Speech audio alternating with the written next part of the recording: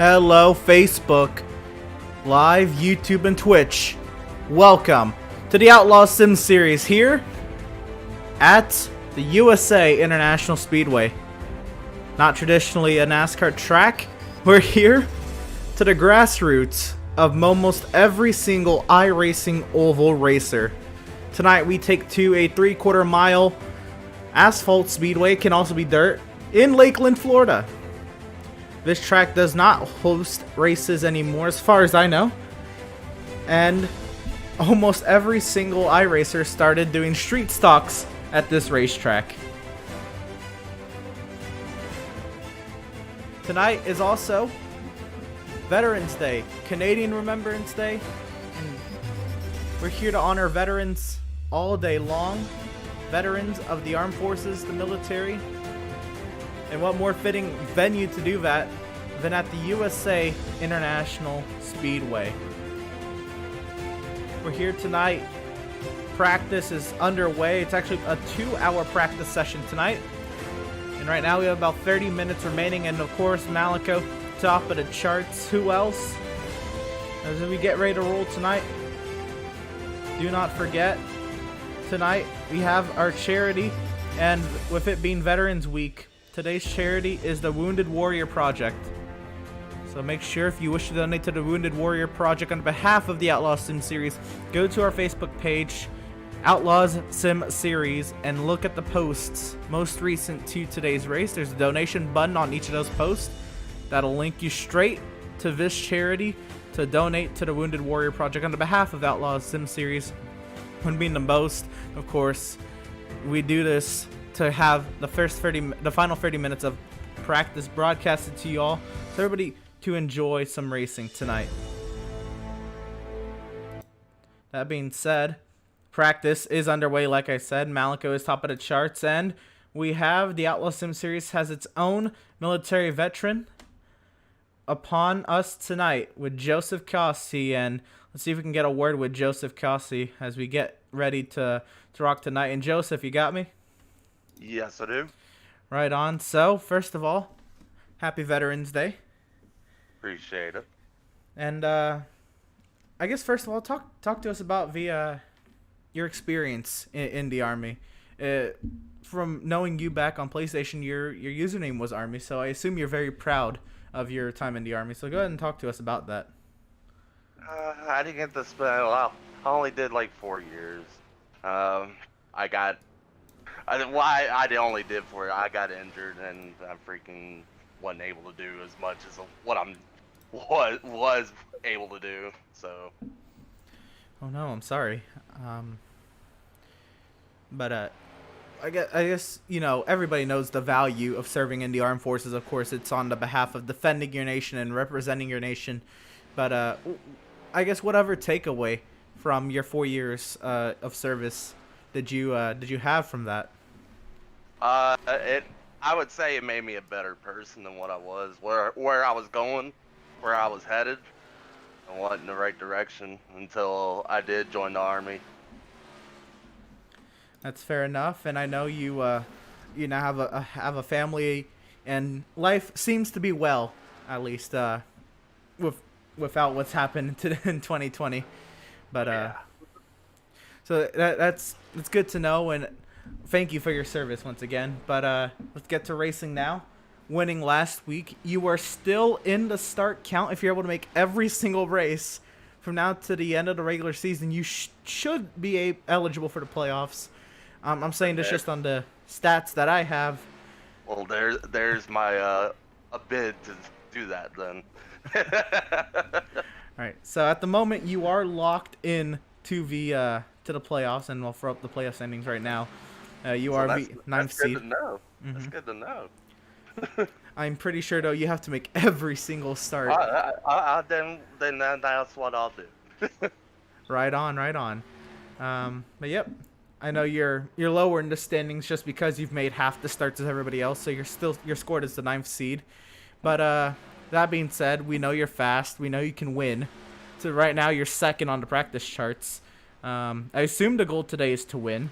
But what is your goal today? I guess now being in the playoffs, is it to try to close up on the drivers ahead of you to move up your seating, or is it just Yeah, win? I would like to move up my seating just so it don't look like I Oh came in. my goodness. I missed a whole bunch of races and then freaking just came in here one race and oh, I got a spot.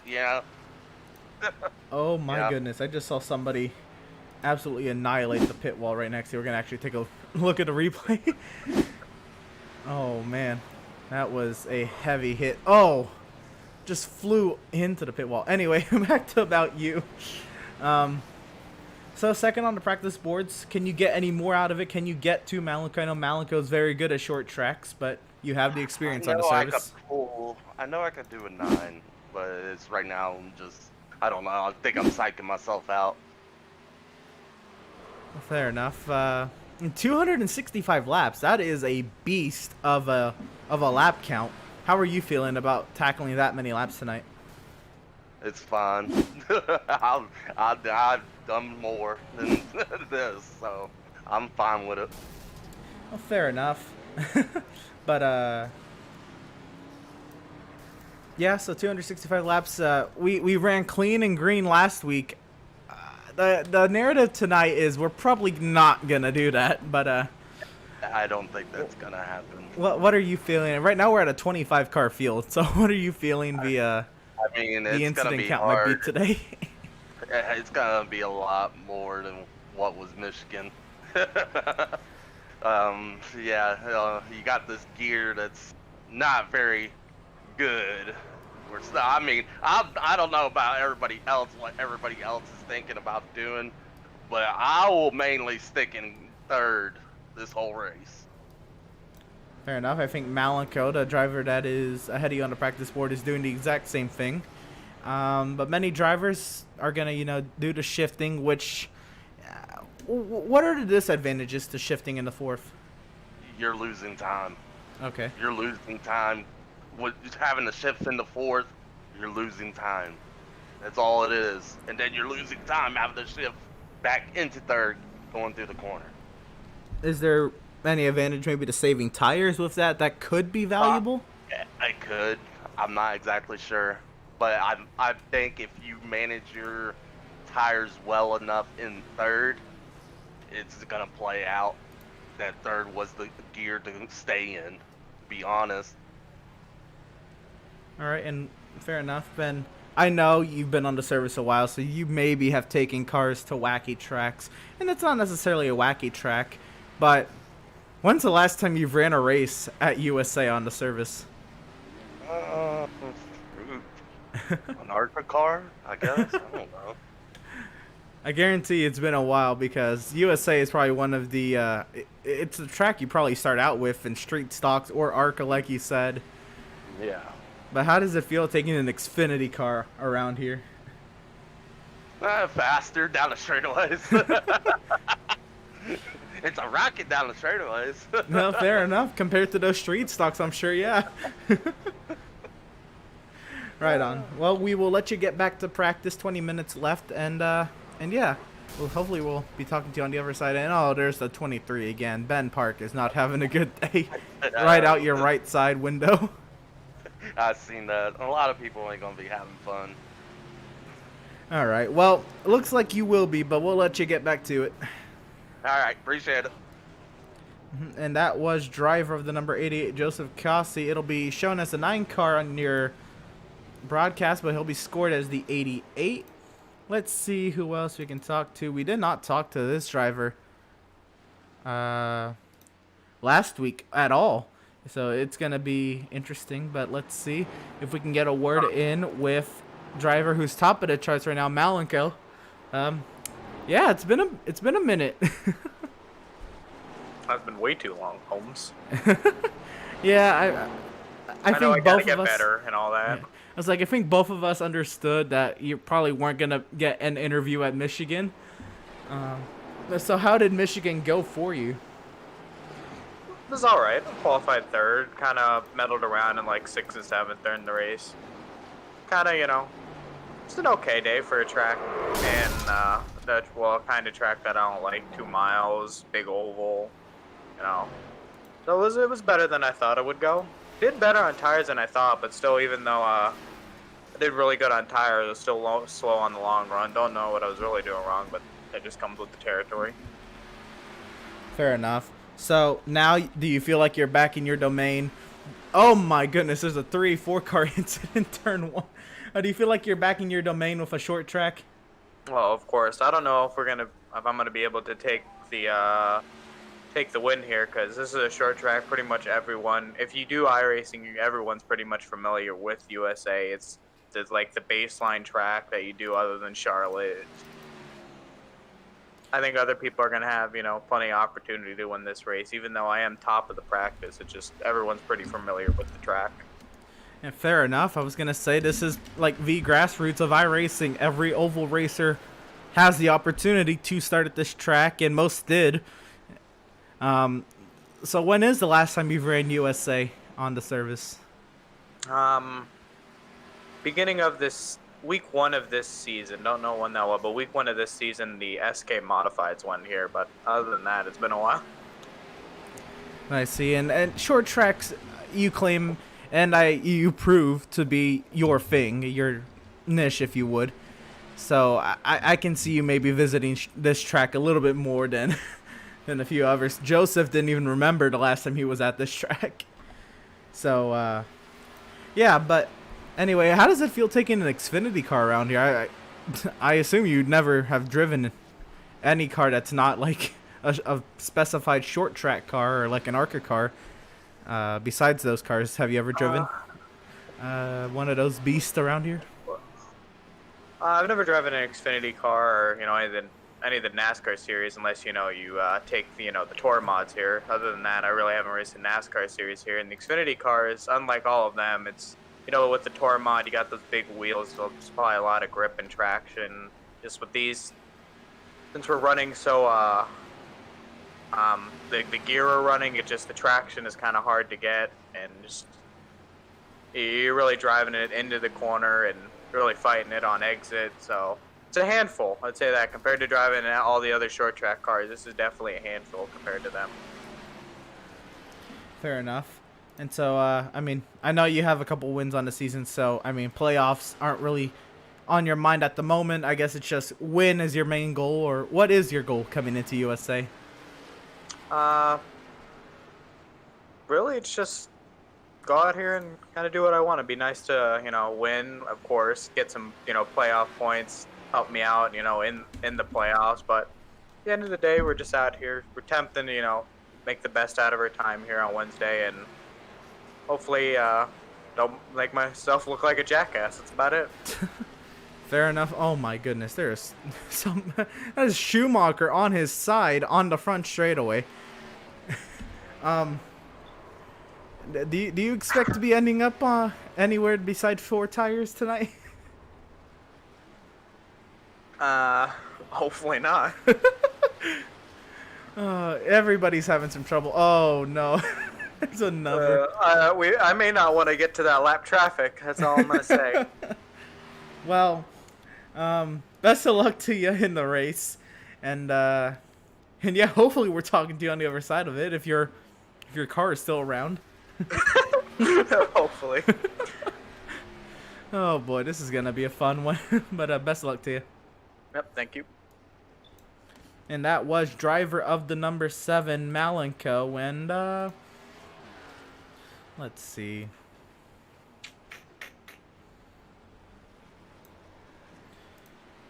See if we can get a. Oh, I don't know. We didn't talk to Max Service last week, but he was pretty fast, or did we? No, I don't think we did. No, he was. He did chase down Joseph Cossey. But yeah, let's see if we can get a word in from Max Service, huh? And then we'll carry on with the rest of what we're getting ready to do. And we're going to be joined with driver of the number 81, Max. You got me? Yes, sir. And first I want to say happy Canadian Remembrance Day. That is today, correct? Yeah? Yes, it is. Right on. And so thank you. I know I'm not Canadian, but still thanking if you have any family members or friends who have served in the Canadian military or Canadian Armed Forces. That being said, do you have anybody you'd like to honor from the Canadian military? It's okay if you don't. I don't believe so. Fair enough. So we'll keep it racing then. With 13 minutes of practice remaining, you are you were higher. You've actually dropped down to 6th on the chart. But do you think you can get any more out of that car? I think there's certainly a little bit there to have. On the lap I ran, I messed up 3 and 4 a little bit. It's certainly tough to get a good clean lap in here, in practice at least. But I think there's a little bit more, but I don't expect it because, you know, it's rough to put a clean lap together. There is synchronized spinning going all around this track. What is making this track so difficult? I think it's a combination of really having to run in 3rd gear to be quick around here, and just USA kind of being tricky in general. You know, if you put the brake bias too low, the car naturally already wants to turn in because you're in 3rd, so it just comes around really easy, and then off the corner, if you put a little too much throttle on it, it's got too much torque. All right, so when's the last time you've ran at USA on VI Racing service? We're coming up on a year on iRacing here, so probably a solid 9-10 months since I've been at USA. I was gonna say this track is definitely what people would consider the grassroots of iRacing oval racers. And dirt oval races, for that matter. This track is always on those rookie and D-class schedules. That being said, have you ever driven an Xfinity car or any other high horsepowered asphalt car around this track? No, I don't think the street stocks are considered high power, so definitely not. I think other than the street stock and the dirt street stock, I don't think I've ever even ran here. I might have messed around for like 5 minutes here at one point, but I don't recall doing that, so not exactly sure. Fair enough.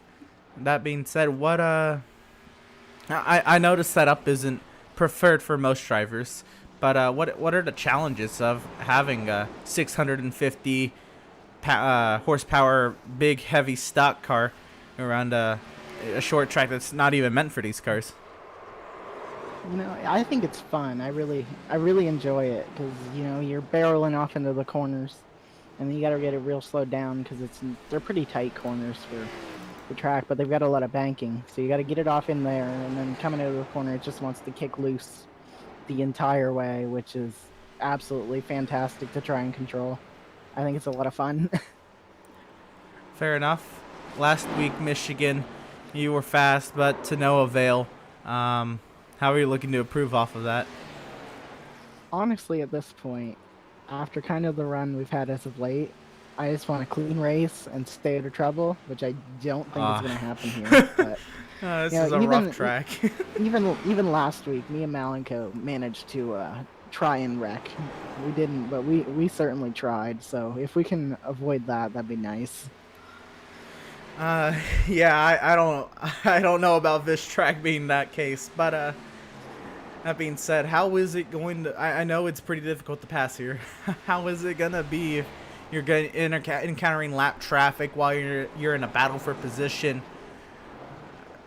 Oh, I don't know. I would certainly hope that we can, at very least, if they're a couple laps down, get out of the way. That'd be nice. But I think it's gonna have to be a lot of sitting behind cars and just trying to hope that we're gonna be able to get around them. But in certain cases, you might have to pull a bump and run. Fair enough. Well, we're gonna let you get to it, and hopefully you can maybe move your way up the charts a little bit. Hopefully we're talking to you on the other side of it. Hopefully. Right on. Best of luck to you tonight. Thank you. And that was driver of the number 81 Max Service, and I want to get a quick interview in with the driver of the number 8, Landon Cardullo. And Landon, oh man, what is it? You are bad fast, but last week. So such a big margin just gone. What happened? Was it tires or? I smacked the wall coming out of 4, and it just made it super tight. And then I was kind of basing off what everybody else was doing with the pit strategy, and of course I got the short stick of it, and I ran out of fuel, and it just set me back, and it was terrible. But it's a new week, and see what this brings us. I was gonna say, okay, so we're at USA. When is the last time you've ran at USA on the service? Like 5 years ago. That's what I'm thinking. Everybody, this is the iRacing oval drivers grassroots, if you will. This is on every rookie and D class series schedule. Yep. That being said, have you ever driven a stock car around here, like any other high horsepower beast besides the ARCA car? Because I know it's actually traditionally on the schedule for ARCA. But have you driven any of those cars on here?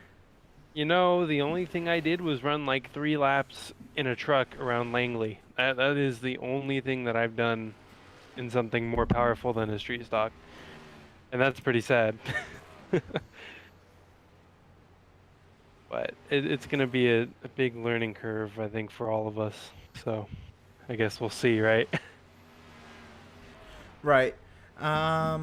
Sorry, I was just looking at my messages to scan some information. But so what are the challenges today? I know the setup isn't optimal for most drivers, but sticking more to just the big heavy car, high horsepower on a track that's not built for these cars. What are going to be the biggest challenges today? I mean, I think it's the same thing every week, and that's just stay out of other people's messes, especially here. People are gonna use up their tires a lot more than others, and they're gonna get tight or get loose, and either smack the wall or lose it off the corner. You just gotta try to avoid them, and same goes for yourself. If you're flying it into 1 or 2, you gotta be careful because these things do snap. Yes, they do. So I know you're fast. You're 4th right now on the board. Can we see you have long run pace today? Is that on the menu today? God, I hope so. These past couple weeks have not been in my favor just because I suck on the long run. But I've kind of came to the fact like, hey, Landon, you need to calm down and save some tires before getting a 5-second lead on second place, one lap in. So, but it's nice. But I got a new teammate, Reese Schaefer over there. Stole all the money from last week because I was pissed, but I gave him one sponsor. So I was gonna say that car is blank. What did y'all do? I don't know. He's like, hey, can I get some money? And I said, no, but I will give you a little decal, and I put it on the back. So. All right, that being said, I had the playoff standings wrong, so here's the correct playoff standings. I know you're not in the hunt yet, or actually, I don't think you're going to make enough starts.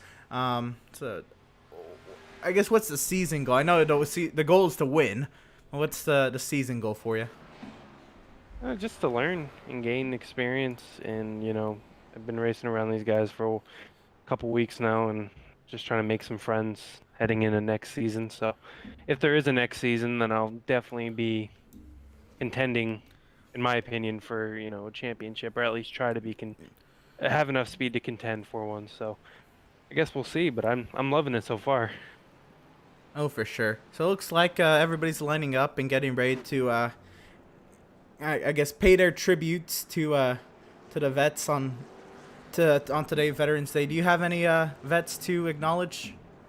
I do. My great grandpa, he was in the Korean War. He sadly lost his life a couple of years ago. So, this day kind of means a lot to me and my family. So, if anything happens, this will be for him.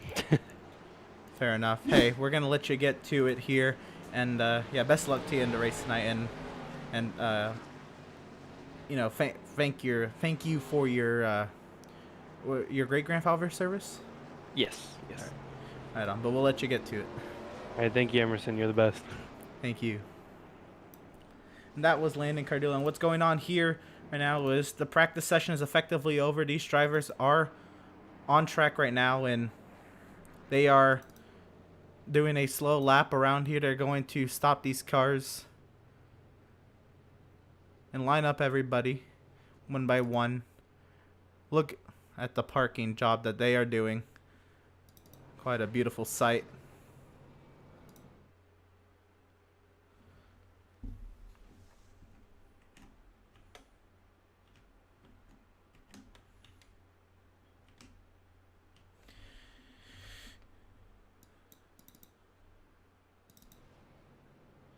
So, as these drivers come to a complete stop, we're going to take a moment of silence and acknowledge the veterans who have served in the armed forces, both United States and Canadian, and any other nations having Remembrance Days today.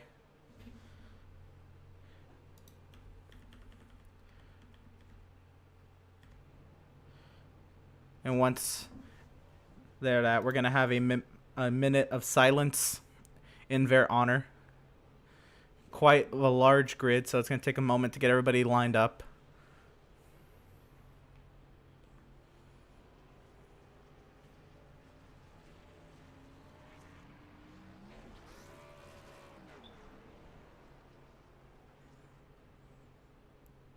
That being said, the Outlaws have their own set of veterans. And this is not everybody, but this is the ones we were at least able to gather moments before the race. Here's a list of them, of course. Race controller, John Mickey. Sergeant from the United States Marines. Private First Class Joseph Cossey, driver to number 88 for the United States Army. And many family members on that list.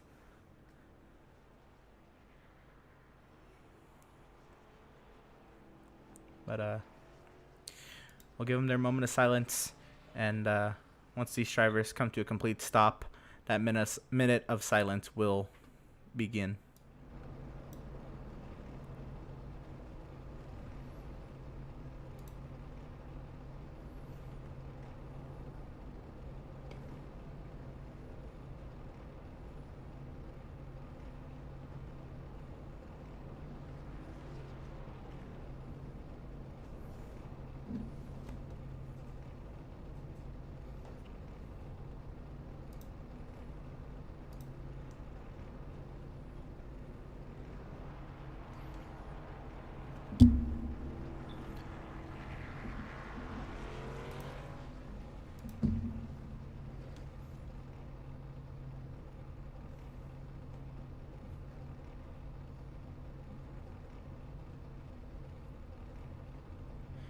We will now let these drivers finish up here.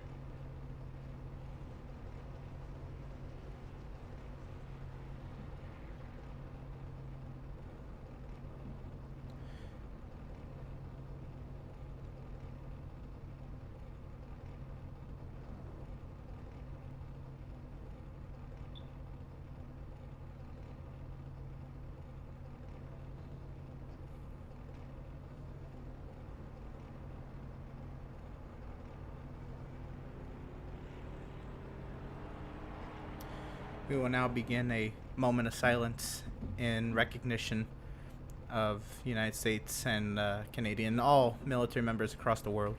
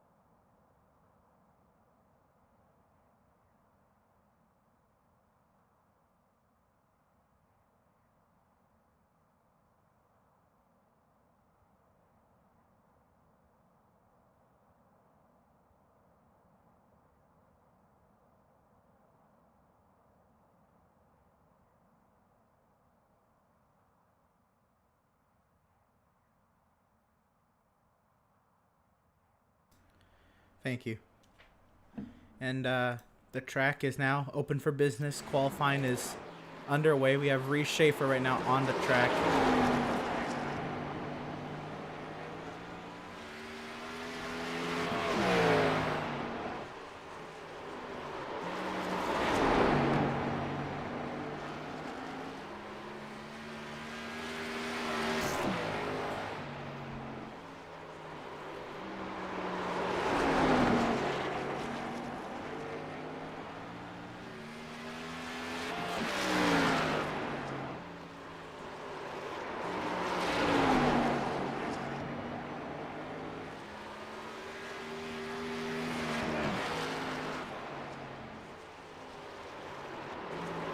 So right now, Reese Schaefer is top of the charts over Malico, Max Service, Jacob Zolla, James Gilliard.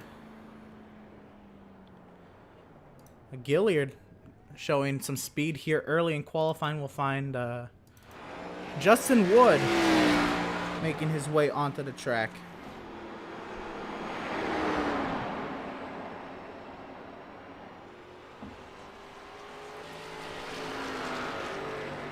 Justin Wood making his first ever Outlaws Sim Series start. And he begins his qualifying run.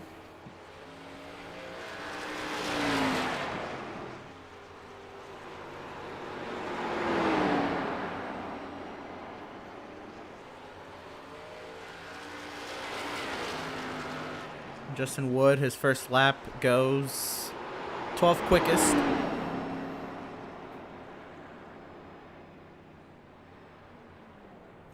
I think that's going to do it for Justin. His second lap must not have been valid, but we catch up with Landon Cardullo.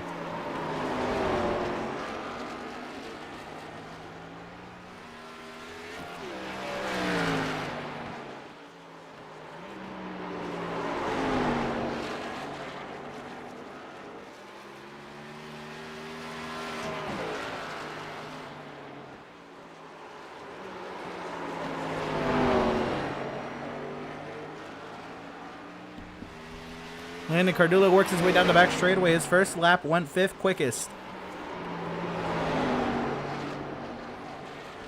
Cardullo right now 6th. His next lap puts him 5th quickest. Into the barrier he goes. Catch up. Theron Elam Jr. making his second ever Outlaws Sim Series start. This is a large grid. Guys, I don't think you understand how large this grid is. I think we're getting close to 30 cars. But Kyle Lingerfelt with some qualifying pace. That is very exciting.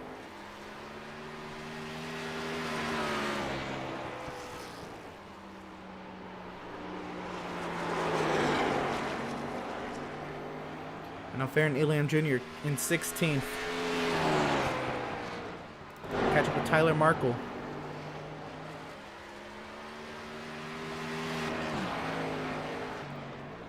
I think we're near 27 cars tonight at one of the smaller tracks on the circuit. Right now, Tyler Markle is 14th quickest.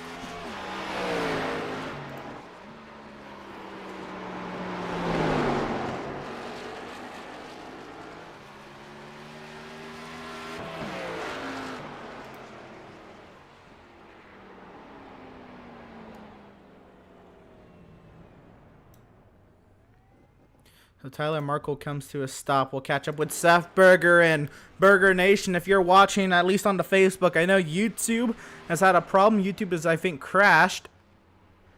And that is unfortunate right now. Hopefully Burger Nation has found a way to the Facebook page. That is where we are live right now. As well as my personal Twitch. That's more for the highlights side of this. But YouTube right now having errors.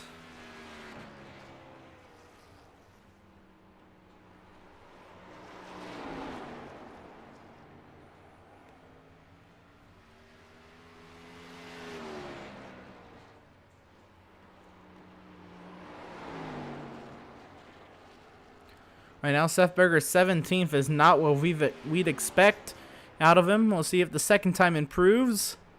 It does to 15th.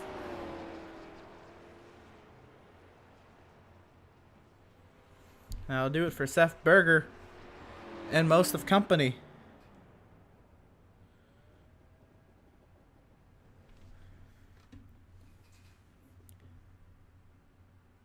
We have 28 cars at least tonight, and registration is still open the next 3.5 minutes.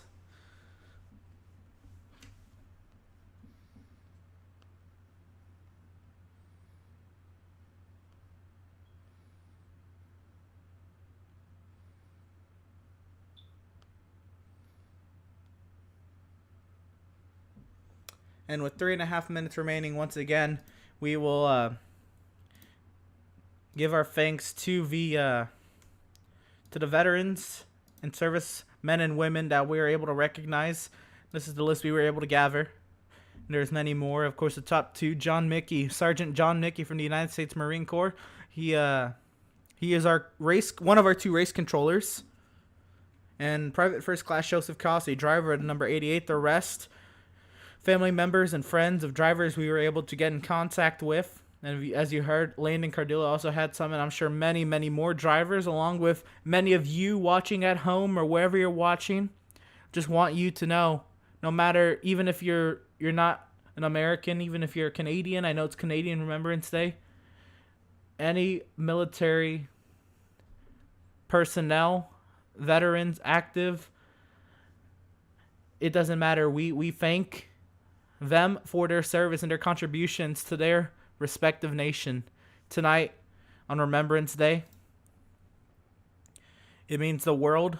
It really does for many, many people around the nation, around the globe, to have a military that is able to protect and stand for their nation, even for those who may not be physically able to. As I know, that is a concern for many people, and ultimately what stops many people from contributing even if they want to. So from the bottom of our hearts and every single person's heart here at the Outlaws Sim Series, we thank you, military, veterans, service members, active, off-duty, or finished with your service. We thank you.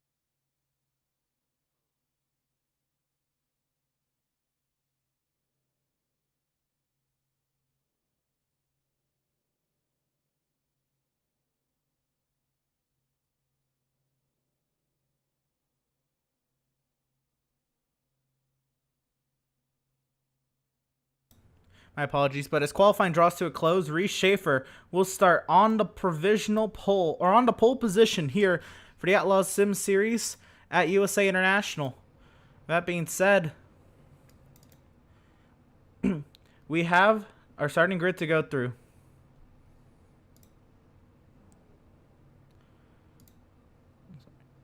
So row number 1, Reese Schaefer will start on the front row, and alongside of him he'll have Kyle Lingerfelt. Fallback row number 2, we'll have Malenko and Max Service. Row 3, Landon Cardullo and Jeremiah Stutzman. Row number 4, Joseph Kelsey and Andrew Pratt. Row number 5, Farron Elam Jr. and Jacob Zala. Row 6, Tyler Markle and Benjamin Park.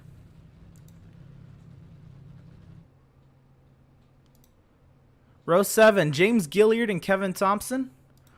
Row number 8, Seth Berger and Daniel Park. Row number 9, we'll have Adrian Schumacher and Adam Gardner.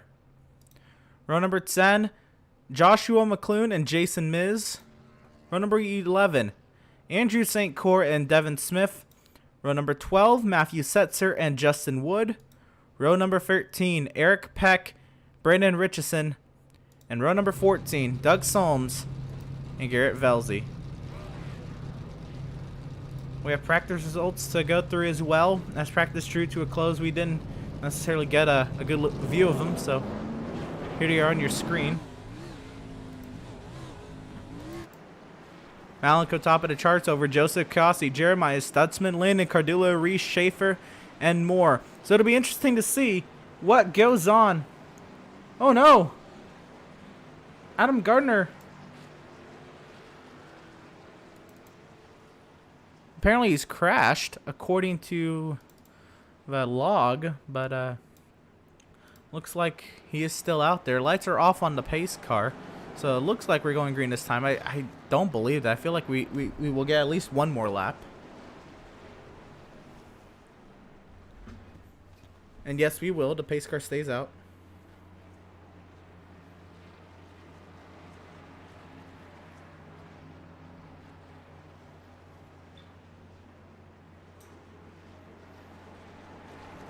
So, again, Reese Schaefer, Kyle Lingerfelt, the front row. Reese Schaefer, in his second ever start of the Outlaws Sim Series, is ready to go from USA International. Kyle Lingerfelt to his outside. Max Service, Malenko, the short track ace himself, self-proclaimed and backed up, by the way. We'll leave it at that. But 28 cars, the biggest grid for the Outlaws Sim Series ever, as they round through turns 3 and 4 on the grassroots of iRacing. Reese Schaefer will lead the field to the green.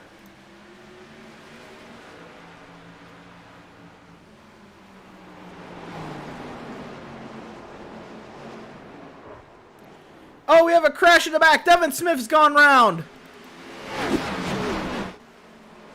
Take a replay of it right here. And this is the start. And Devin Smith drives into the corner. He spins. We stay green. Reese Schaefer continues to lead up front. Looks like caution is on the speedway. With that being said, the drivers have slowed down. Oh, there was another crash. Farron Elam Jr. has crashed. We'll take a look at a replay as the caution comes out for the first time tonight.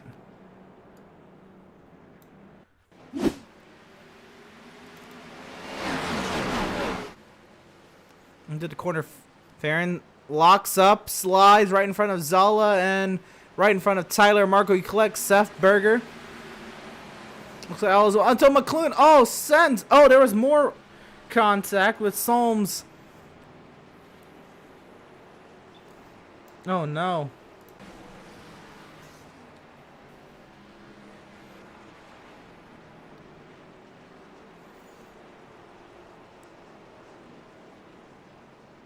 Schumacher has gone round as well.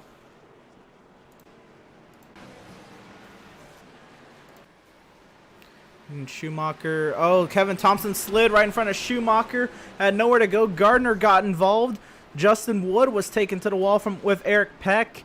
Big incident. See if we can get the entire story with Kevin Thompson going round.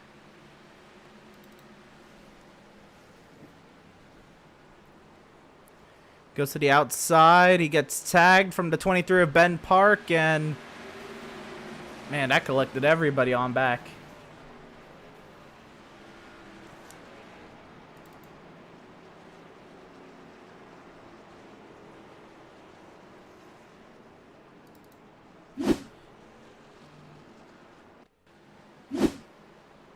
It's right on the visor cam of Adrian Schumacher.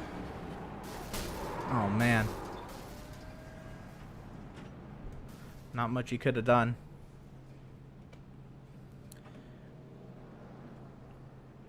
Let's see with Theron Elam Jr.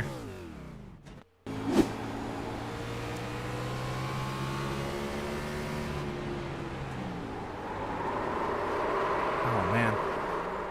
That is... It's tight. It's so hard on cold tires, and then in the middle of a pack, and it is a difficult track as well with high horsepowered cars. Very difficult for all these drivers. We're under the yellow still, and many drivers in the pit lane trying to save a faster pair. Lap 6 of 265. Looks like we are doubling up.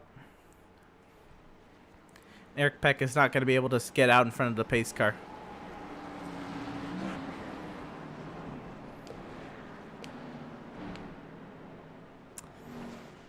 Looks like it's going to be Reese Schaefer, though, holding on to the lead. Ahead of Kyle Lingerfelt. And all those involved. Devin Smith, Doug Solms, Adam Gardner, Joshua McClune, Justin Wood, Kevin Thompson, Seth Berger, Adrian Schumacher, Tyler Markle, Eric Peck, Theron Elam Jr. All involved in that accident, but we will go another lap under this caution period.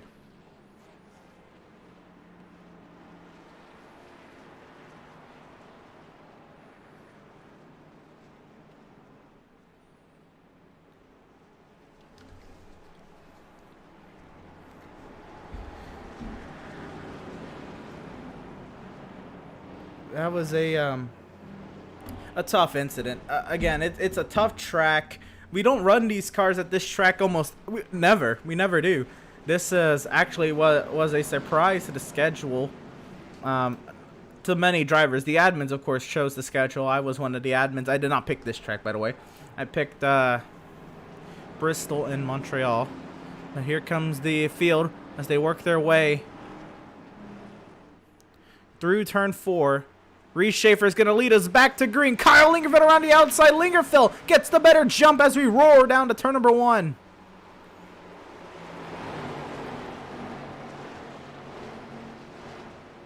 Schaefer, Lingerfeld continue to duke it out up front. Still side by side for the race lead. Schaefer clears. Back here, the drama continues. Way back in the pack, this is Tyler Markle, Adam Gardner duking it out.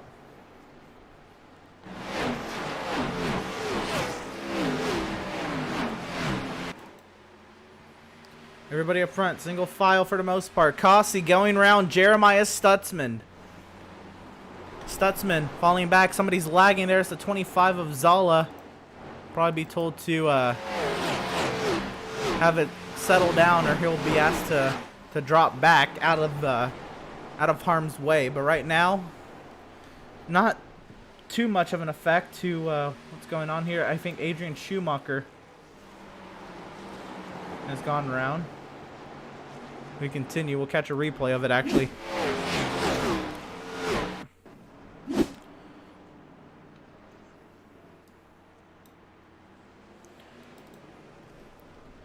Schumacher.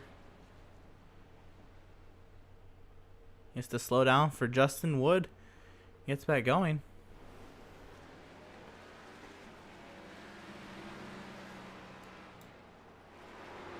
I guess that was it.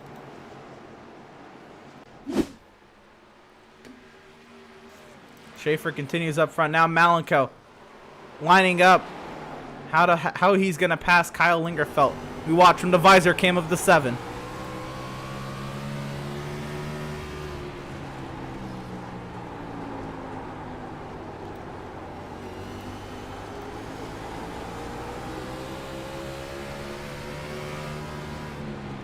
We'll send it to the inside.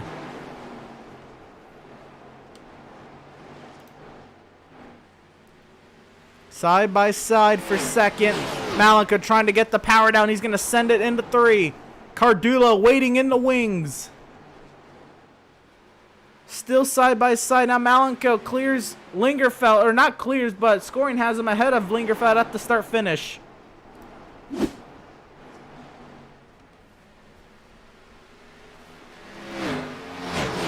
And now Cardulo setting up Kyle Lingerfeld. This for third. Cardulo clears Lingerfeld. Lingerfeld has to try to settle in.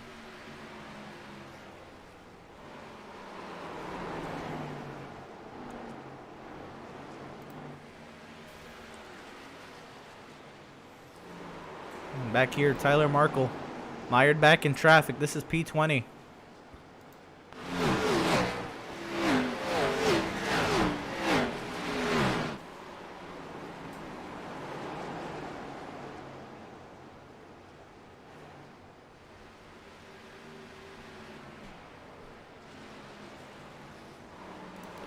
So continue to flip through drivers back here.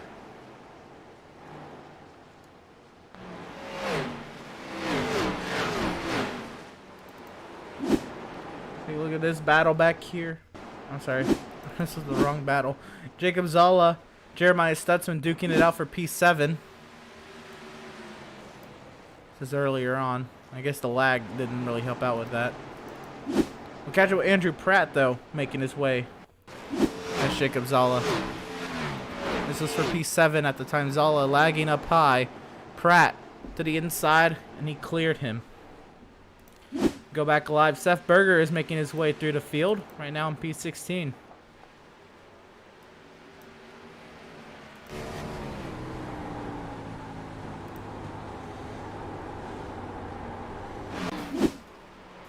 Oh, somebody in the wall. It's a 95 of Devin Smith. Back here, though, Seth Berger had to restart at the rear.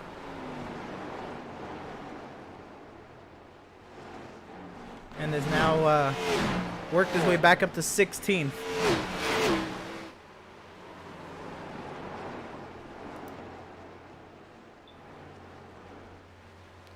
Working lap 21 of 265. Oh, the battle for the lead. Malenko's gone by Reese. I'll have to take a look at the replay here. The battle for the lead. Malenko on Reese Schaefer. See, Malenko, the self-proclaimed short track racer, able to back it up, chasing down Reese Schaefer and getting by him. And then Schaefer fought hard on the outside, but Cardulo followed suit. Cardulo clearing Reese Schaefer there. Now we go live. Can we see if Cardulo can make any headway on Malenko?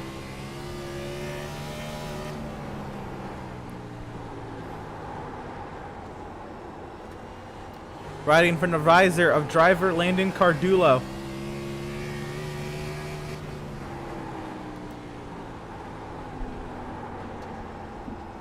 Again, understanding that the YouTube stream is not up because YouTube as a service has crashed.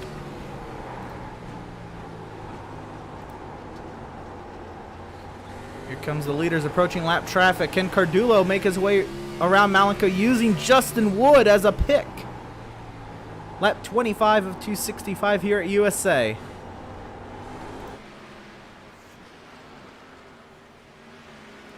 And Justin gets out the way.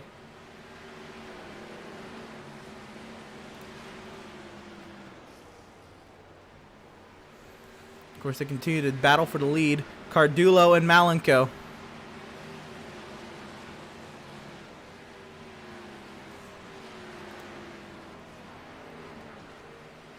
I wonder if Malenko's feeling the pressure. I doubt he is, but Malenko, normally when he gets to the lead at a short track, he's not really being challenged. Right now he is from Cardulo. Now does he remember, though, Cardulo is not too good on the long run? But neither really is is Malenko. So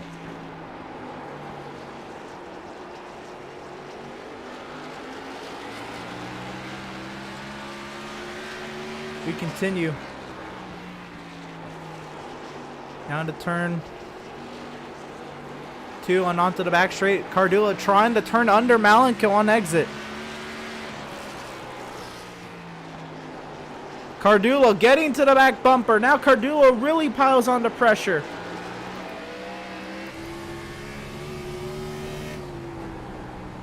This is such a cool shot. Looking from the visor of Landon Cardullo. Camera sitting on top of the visor.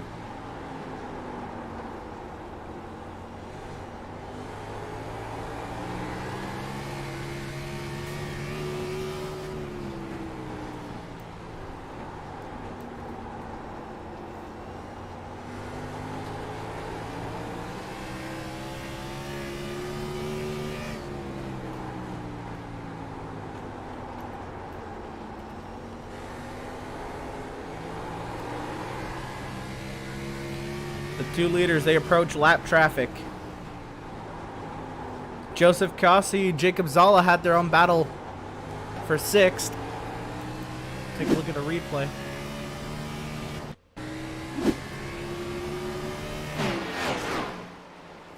Of course, Zala blinking out doesn't really help his own case.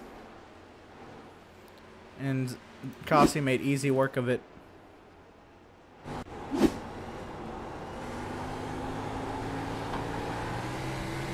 Is Cardullo wasting his tires pushing this much to stay with Malenko? Or is he forcing Malenko to use his tires up too much?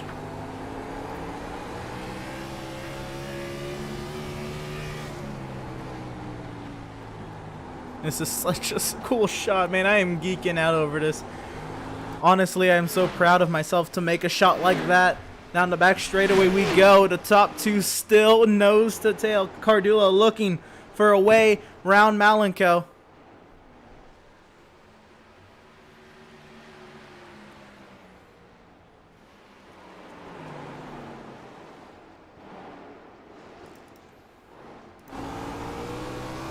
And on board of Malenko here.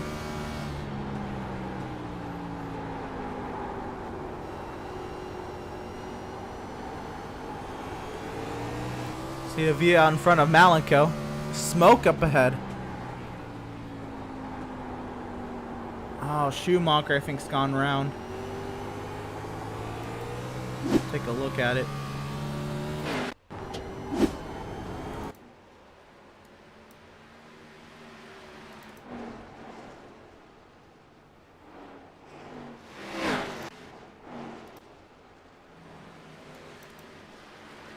Schumacher sent it to the inside of the 18 and he spun right there. Setzer was able to miss him. Yeah, it's just, it's tough. Again, this track just continues to be... Oh, Cossi is making his way through the field. He's gone by Andrew Pratt for 5th. Take a look at the replay. Oh, Pratt got the wall. Oh, no. See what happened? Oh, there was a slow car in service, but Pratt... Oh, man. Oh, no, the lap car of Doug Solms.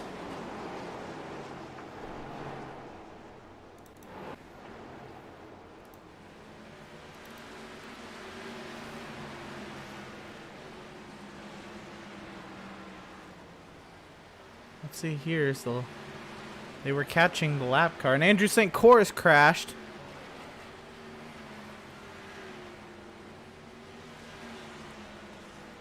Well, looks like we continue. So here, Solms trying to get out the way, clips the grass. Service has to avoid him. Collects Pratt, and oh man. And Cossi still trying to get under service, and man. That was tough. Now we'll see Andrew St. Cor going round.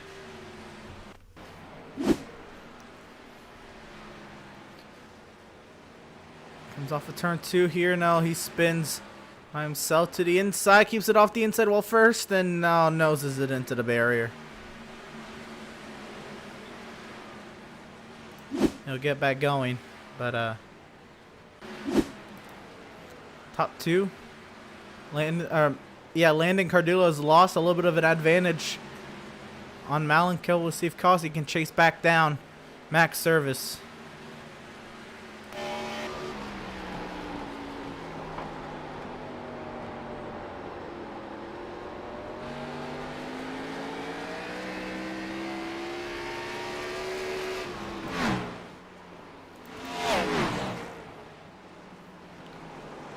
Zala having trouble. Not only with his internet.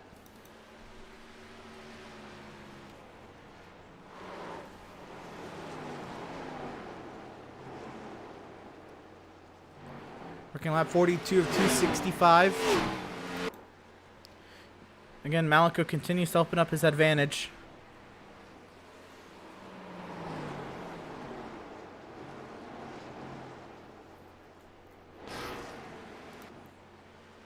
Back here of Adam Gardner.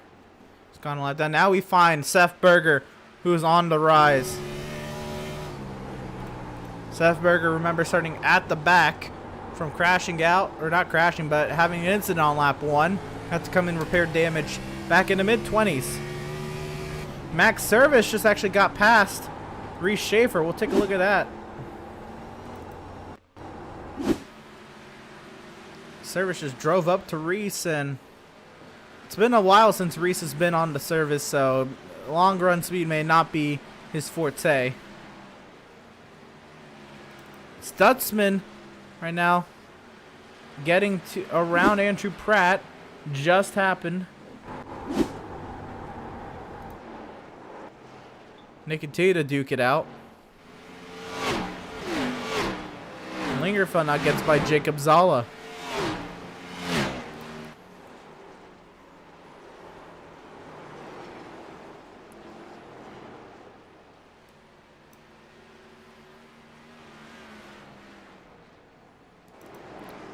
Tyler Markle now all over the back end of Dan Park.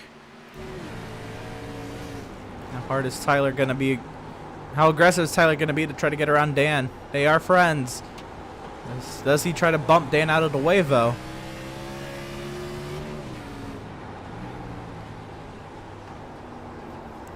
Tyler rolls up to the back bumper.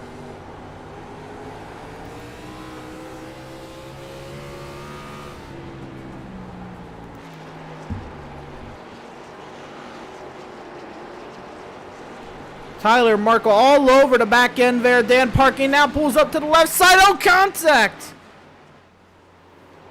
I don't know if that was in the plan. The Park now really holding up Tyler Markle. Markle now falls back into the clutches of McLuhan, and Markle has to save it. Big moment there for Tyler Markle.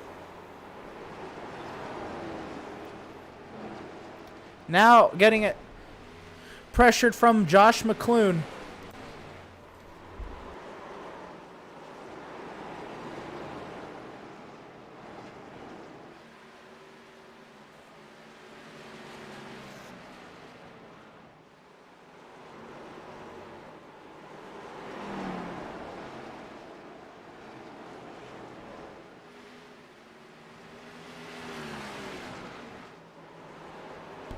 Oh no, Landon Cardullo has gone round. Oh no.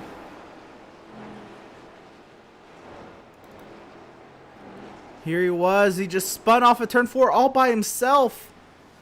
And, oh, very little damage. He's not out of it. He needs a yellow to get back in it.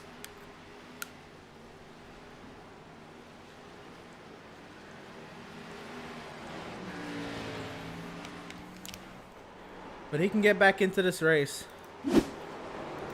That's right on board with Landon Cardullo. He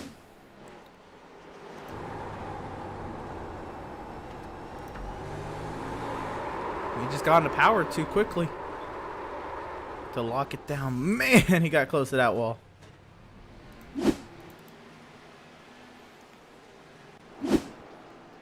Finds himself back here in 9th as Adam Gardner hits the pit lane.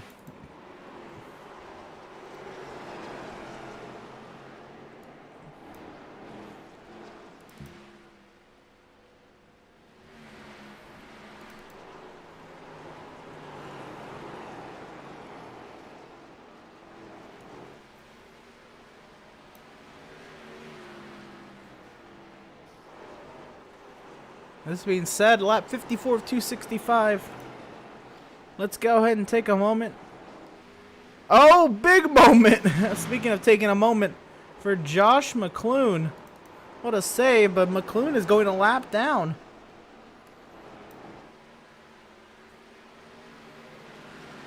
See if we can take a look at what happened.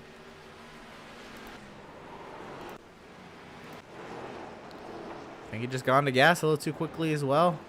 It's tough. It really is tough to hold on.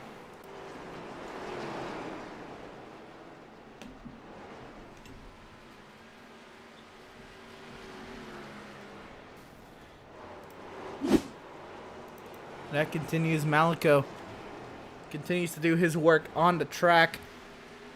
Let's take a little moment to go full throttle here at USA.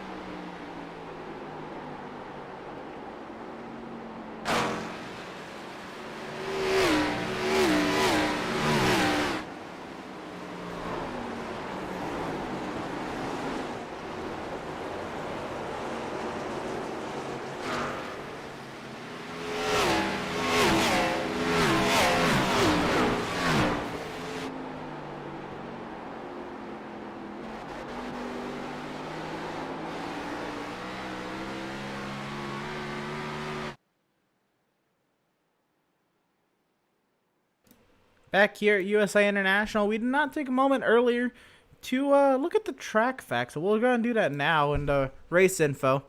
Of course, it is nighttime here in Lakeland, Florida. 265 laps, 75% fuel load, 6 sets of tires for each car tonight with 1 faster pair, unlimited overtime attempts. As we tackle tonight, 66 degrees, the air temperature, 47% humidity, partially cloudy with 3-mile-per-hour winds. Not that different. A little cool. Track temp is 74, but it is nighttime as well. We're also very close to sea level, so the humidity only being 40% is actually kind of surprising. 139 feet above sea level. That is not too high at all. We get back to racing. Malico continuing his domination up front. A couple of off tracks while we were in full throttle. Miz went off the track.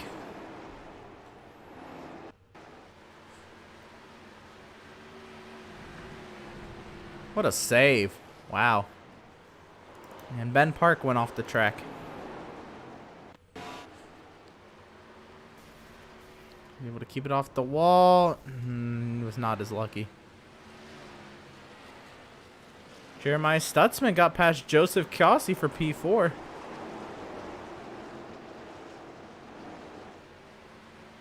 So Kossi must have had an issue. Oh, Kossi went round! What a save from Joseph Kossi, though. Take a look at it. He's battling Reese Schaefer, and he slid on entry to avoid hitting Reese, and what a save! What a save. Let's see if we can see that again.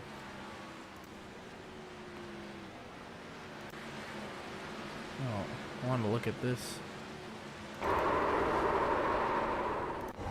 How this all started. Here he was, getting to run on Schaefer. Send it in.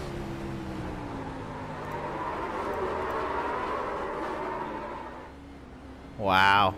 That is car control. That is car control.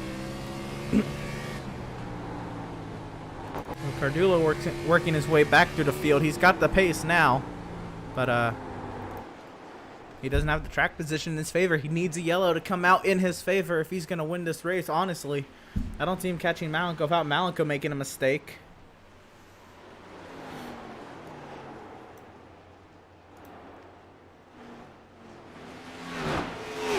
Thank you, Charles. I do know YouTube was down, and looks like Mark Berger has found the YouTube page saying Burger Nation Go 77. Glad to have everybody joining us as YouTube is coming back online.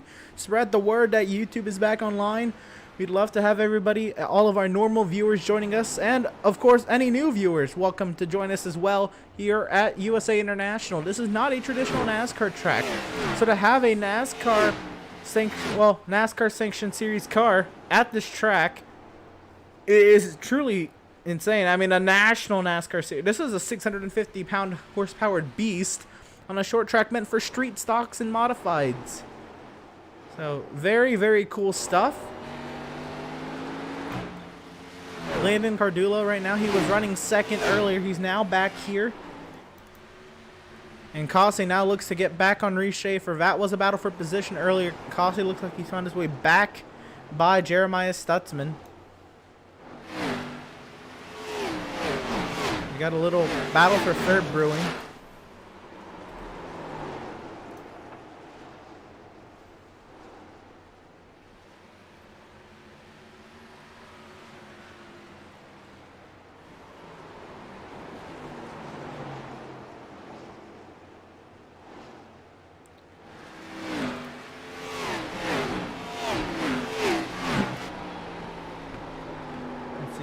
Kossi gets back. Oh no, Ben Park has made another off track.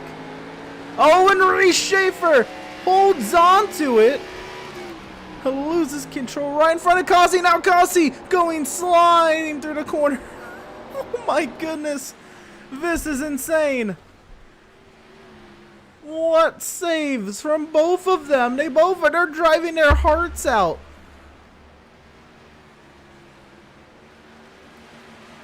Great, great car control from both Joseph Kossi and Reese Schaefer.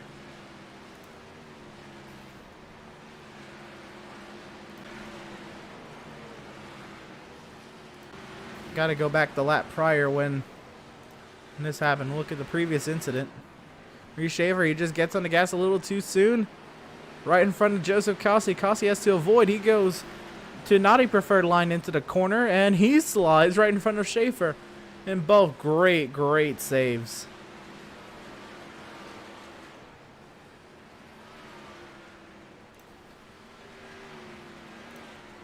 I want to know what Stutzman was thinking when all this was going on, but Ben Park has made an off track. We'll go and take a look at it and what has happened. This is not it.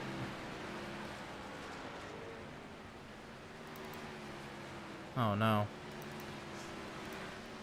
See if we can find it here. Oh, he got the apron.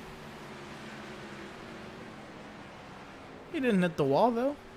No, he was able to get back going. No harm, no foul. We continue.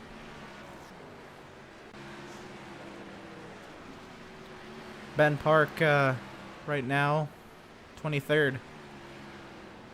Not prime.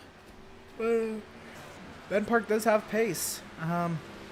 Just, I don't know if he was consistent enough to handle the pace, to be quite honest. Having a rough day, but again, he's still very new to the service. Make no mistake, he's doing great things for the amount of time he's been on this service. We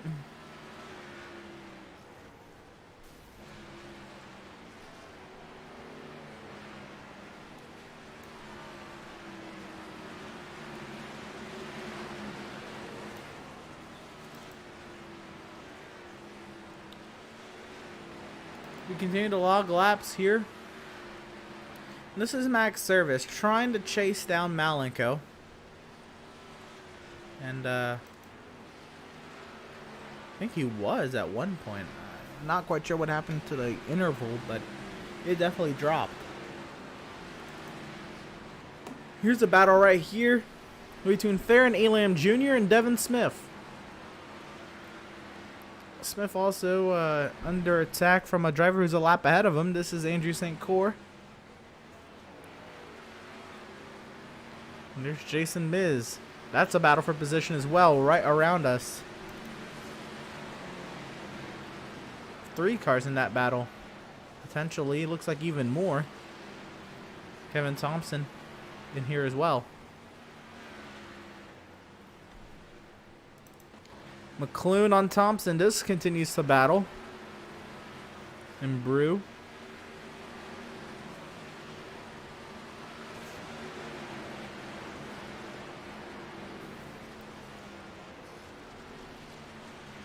There's Devin Smith and Farron. Oh! Somebody's caught the wall. Nothing's eliminated. That was just from what we heard. And look at Andrew Pratt, the lead lap car, trying to work his way through it. Pratt is not in that battle. Scoring just had a mistake right there.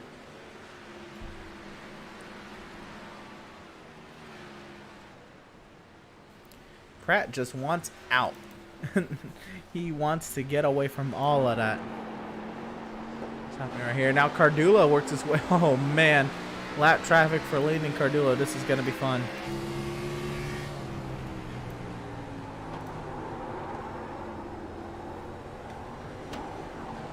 Cardullo trying to chase down Pratt.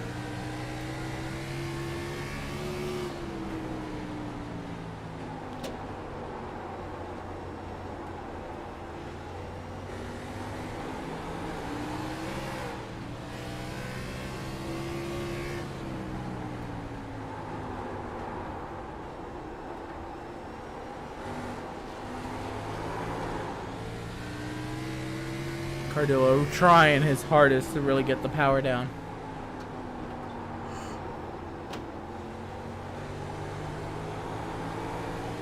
Here he goes, working his way past Elam. And Smith slides right in front of Cardullo. He saves it.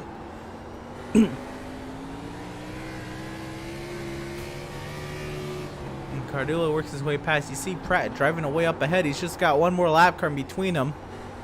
Cardullo and Pratt do. They have Josh McClune, who's a pretty fast lap car as Cardullo gets the wall. And into the pit lane goes Lingerfelt.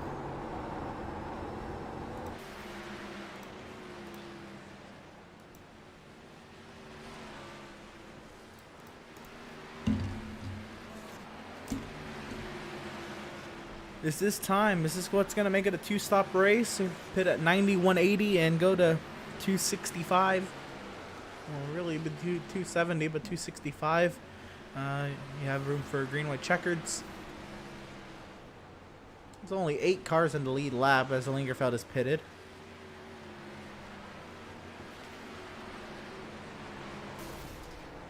He's down and away. Somebody's gone. Dan Park has gone off the track. Oh no.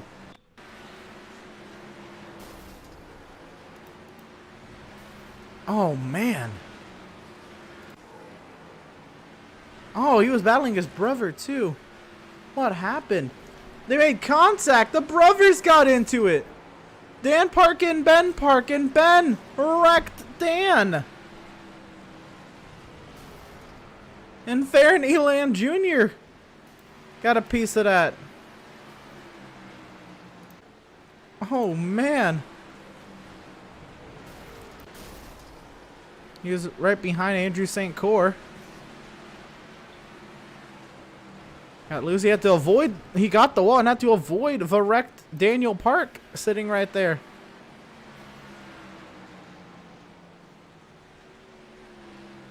Malenko has hit the pit lane.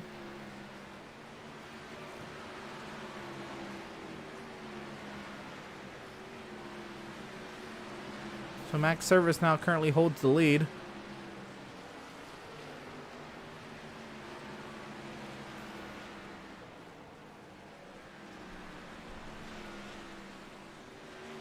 And apparently Park went off the track for 6 seconds.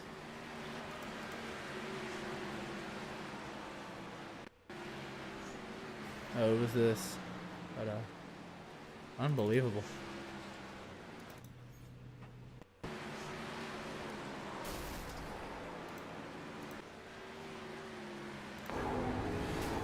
And gets clipped from brother Ben and into the wall. Wow. The brothers took each other out. That's really what happened. Reese Schaefer, Jeremiah Stutzman in the pit lane. Seth Berger in the pit lane. Andrew Pratt is now in. Reese Schaefer. Jeremiah Stutzman. Down and away. That's a battle off of pit lane. Max Service stays out. He's coming to pit lane now with Jacob Zala. Here comes Joseph Cossi to the pit lane and Landon Cardullo following suit. He's not going to run it out of gas. Malenko right now in turns 1 and 2. Looking to easily get past that. Gilliard to stay now along with Kevin Thompson. Miz, Andrew St. Cyr. Reese Schaefer is back here. Where does he come out in relation to Max Service? Service already in his stall getting right sides. Service will be racing. Reese Schaefer on pit exit. Malenko goes by as the leader. Will be long gone. 7, 8 seconds, and Service is just coming off the pit lane. And Service has still got to keep it down there. A slow car in front of him, that's Doug Solms, and Kevin Thompson right now has scored second. He has yet to pit. But look at Kevin Thompson. We'll give him the credit he does deserve, and it's keeping that car out of trouble. Take over second, but here comes Service and Reese Schaefer. They're going to quickly knock him down. Jason Miz, Andrew St. Cyr, James Gillier, Jeremiah Stutzman, all into the pit lane.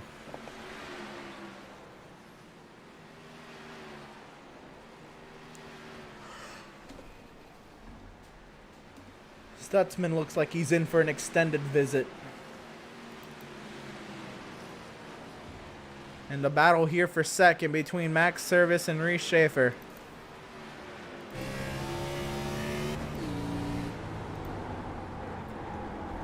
Andrew Pratt is now in. 165 laps to go here at the USA International Speedway. Now Kevin Thompson hits the pit lane. Seth Berger is in. I think this also goes to show the drivers who pitted under that caution were able to go a few laps longer.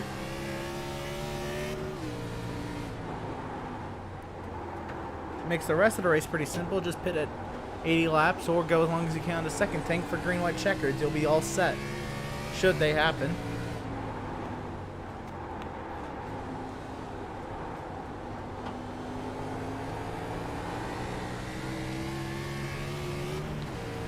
So here's Reese Schaefer. He is shifting.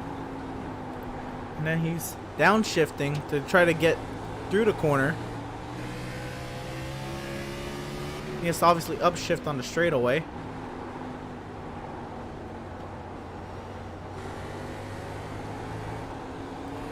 Oh, lappers. Reese thinks better of it, but he wanted to send it 3 wide.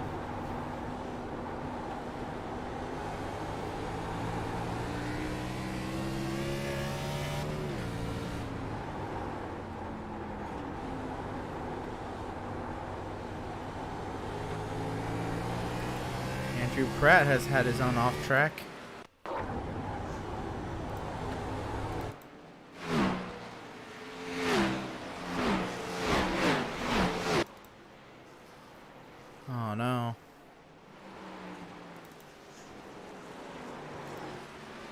Farron Elam Jr. is now also coming to the pit. Oh, man. What happened? He was battling Jeremiah Stutzman. Oh, and they made contact. Oh, man. How is that not a yellow? Both of those drivers are admin, and neither one of them called it. I guess they decided it was all good. We'll ride on board with Andrew Pratt.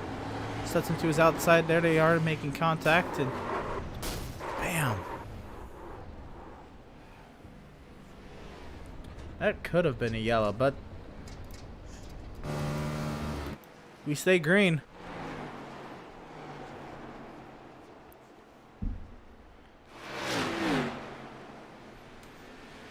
Farron Elam, Andrew Pratt in the pit lane. And a good day gone south. Andrew Pratt, I'm pretty sure, used a faster pair there. If we stay green, no problem. If we don't, uh-oh. We gotta think about the aggression that you have.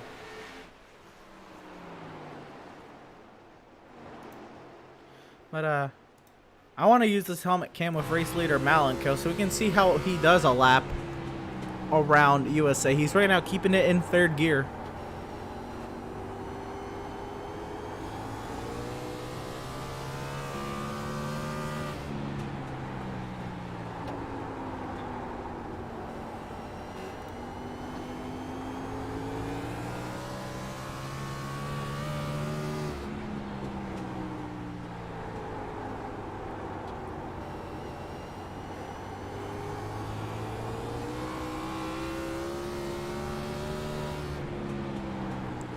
And that is how he's taking this track. See what Max Service does.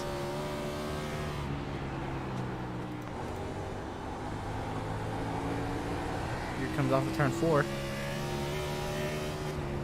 He keeps it in third gear. I know Schaefer is shifting.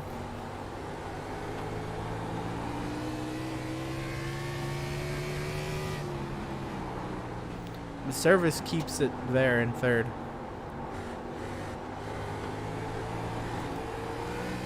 Reese Schaefer. You hear the upshift. He's got a brake. Slow down to downshift. A couple mile per hour slower. It does help with the exit to downshift to third, but I don't see the advantage on the straightaway. If it's really helping.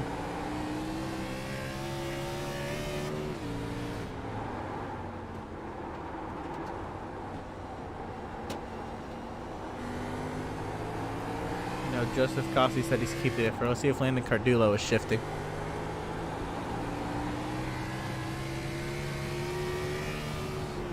He is not. Joseph Cossey said in an interview earlier that he's going to be shifting. And look at this, Brandon Richardson. Brandon Richardson is right now in the 6th position, and it is a great run for Brandon.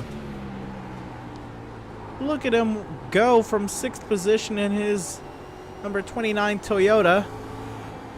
He's catching up to lap traffic there, Doug Solms. I saw there's comments. I'll get to them in a hot sec. But I understand Richardson has a fan most weeks. And this is a great run. This really is. I'm actually stoked for Brendan Richardson right now in 6th position. And this could be huge if he can start stringing some races together. He could make a run at the playoffs.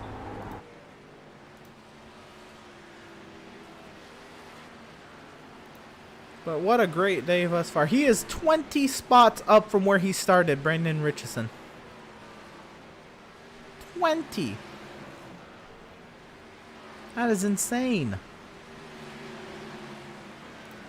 We'll take a look at the chat.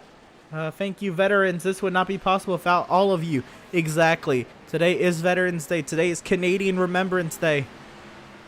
Make sure you, if you're able to, thank a service member, active or vet. Anybody, thank them for their service. Recognize them. Show them support and love that they desperately deserve. That they deserve. They put their lives on the line. They make the ultimate sacrifice for their respective nation, and it means the world. From us at Outlaws Sim Series to support veterans, and of course today's charity is the Wounded Warrior Project. Make sure, if you're able to donate, please do donate through our Facebook page on the posts about today's race. Donate on to the Wounded Warrior Project. You can go straight through our Facebook page to the donation button on those posts. Will take you straight to this charity. If you wish to help out veterans in any way, if you're financially able to, please do. Especially when today is Veterans Day. That would make it all the more better. Some of the Outlaws Sim Series veterans themselves, we gathered a few. This is definitely not all. This is just the ones we could quickly gather together. I know Cardullo had some he mentioned in his interview, and I'm sure many, many more in the Outlaws Sim Series have veterans and active service members in their families, or could be service members themselves, like driver of the number 88, Joseph Cossey. He was a veteran. He served 4 years in the United States Army. Private First Class Joseph Cossey. Race Controller John Mickey, Sergeant E5 from the United States Marine Corps. And family members and friends. I'm sure Burger Nation may know a few of those people in the middle. And just once again, if you're able to thank them for their service, please, and let them know from the Outlaw Sim Series, we care, we support as much as we can. That being said, Pam Williams says, "Thank you, veterans. We owe you all. For your service. Go, Seth. Your nation is behind you 100%. Let's go, Seth Berger." And Seth definitely has been on a run. We'll find him. Not a great run right now. He is right now 4 spots from where he started in the negative direction, but he got into a lap 1 incident. He had to restart in the mid-20s, and right now Seth Berger running right now in the 19th position, and he can make up spots from there. Let's ride on board with Seth Berger, and let's give Burger Nation some TV time from Seth Berger with the all-new visor helmet camera that is right now positioned on top of the driver's visor on their helmet.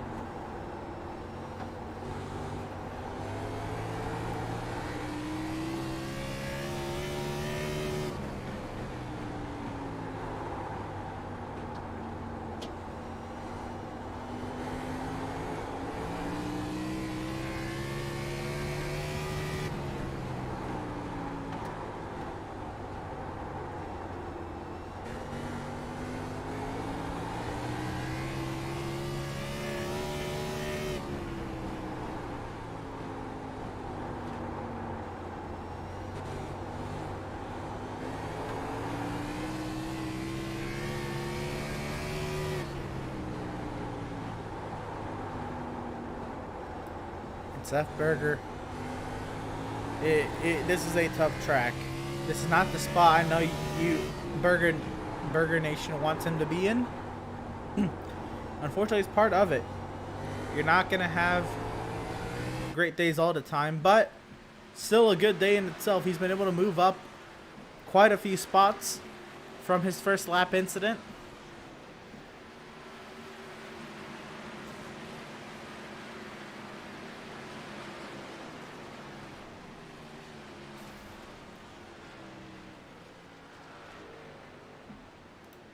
Now let's see. Berger right now, this is on Benjamin Park. This is not for position. He's actually quite a ways away from his next spot. So we'll let him do his work, and we'll find race leader Malenko. And I mean, last week I don't even think we said his name that much, if at all, really. Maybe just when we were going through the starting lineup and results. But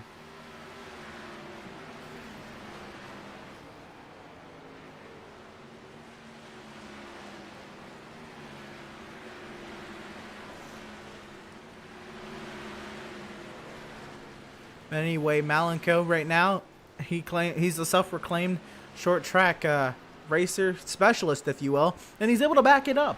He shows up and he is doing his thing. And all the power to him if he's able to back it up. Then that's all the more reason to carry it on. But Malenko, dominating performance right now. 7.5 second advantage.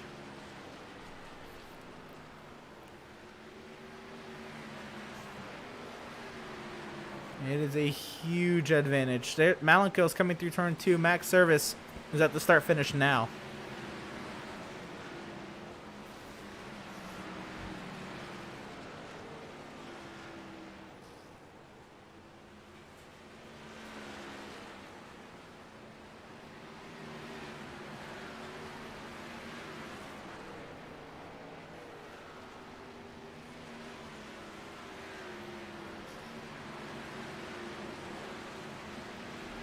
Max Service trying his hardest to chase down Malenko.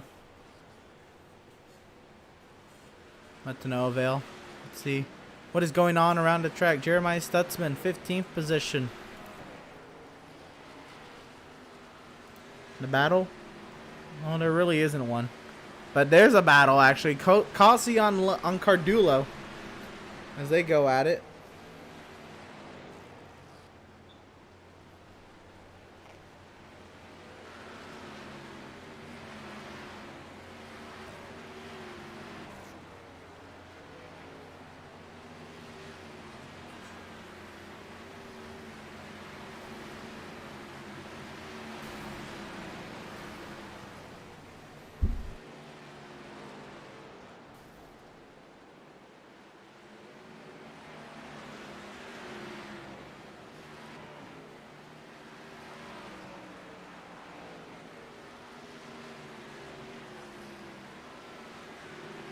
Cardulo giving him a bump, trying to find a way around Joseph Cossi.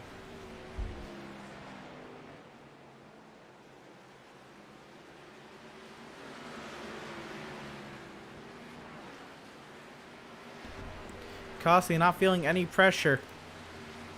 Battle for 4th. It continues, and Stutzman was a name in this battle until he had an incident with Andrew Pratt. Now it's Jeremiah Stutzman 1 lap down to this battle.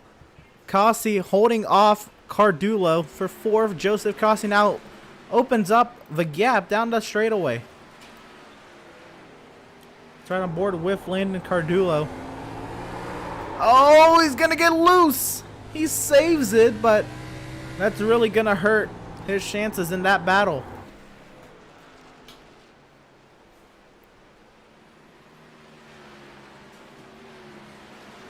Now Cardulo's really got to pick it up. He's now over a second behind now. And that was one of our closest battles on the track. Battle for position here. St. Cor and Miz. They go at it. And I'm going to be honest, that is the only battle for position on the track within 1 second of one another. And St. Cor tries to fend off Jason Miz.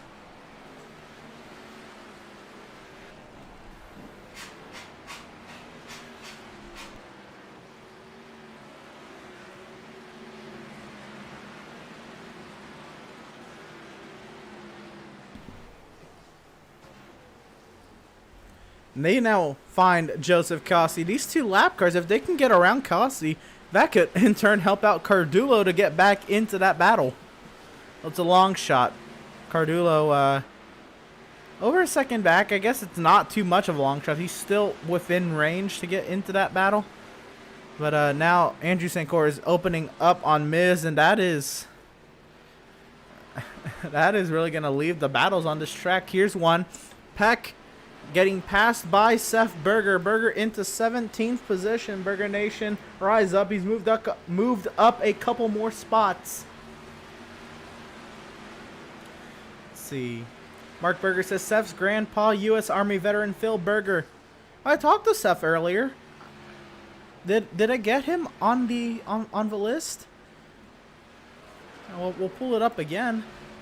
But there's about 3 or 4 on there that he sent me. And I don't believe one of them was. But anyway, nonetheless, thank him for his service, Phil Berger, if you're able to.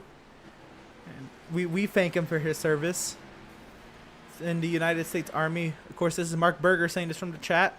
U.S. Army veteran Phil Berger. What was his rank? How long did he serve? Saw information. That'd be very cool to know. 120 laps to go here at USA International.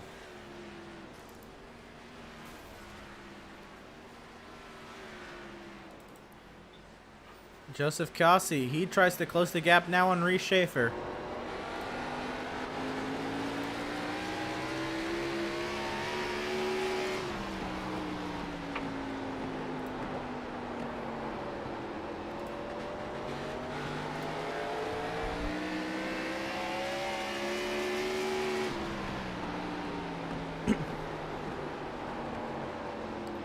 Again, Joseph Kossi keeps it in third gear.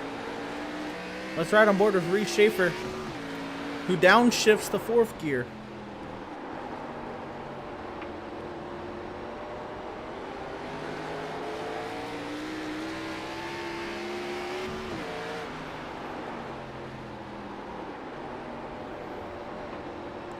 And there's Kossi driving up to the back bumper.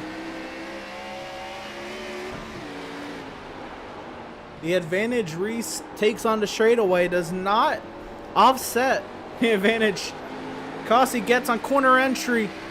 Now Kossi. He's there. He sees Schaefer right in front of him along with lap traffic. Can he use it as a pick? He's going to get to the inside of Reese Schaefer. Side by side down the front straightaway. Kossi on the inside, and he will clear for the third position.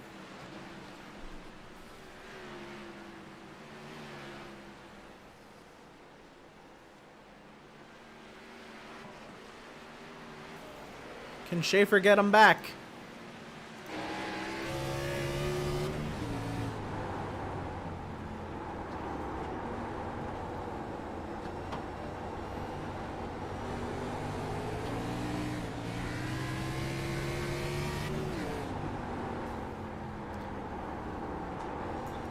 One more thing, we'll bring up Seth Berger once again. When there's a car close enough behind him, he said that he wants to still get a back bumper of his car. And we will, let's see if we can see it from Zola's front bumper. I don't think he's close enough, but let's see if we can. Zola still in the top 8. Good run for Zola. It's going to be hard to see, I think.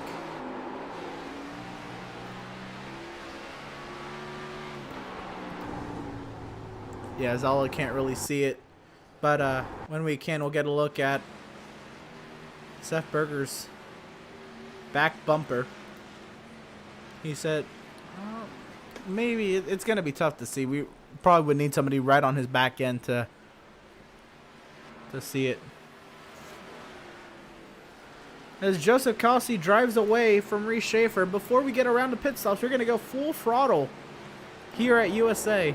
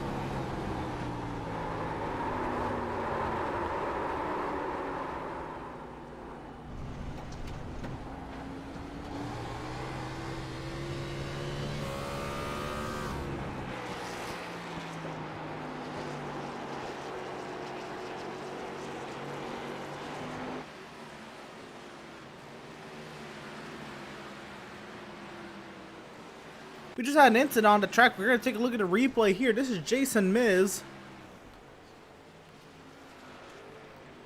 He slides. And he hits the inside wall. And then Dan Park has just crashed right now.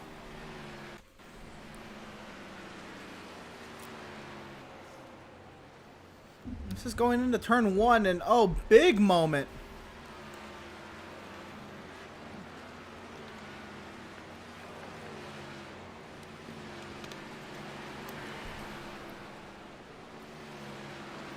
I think Devin Smith.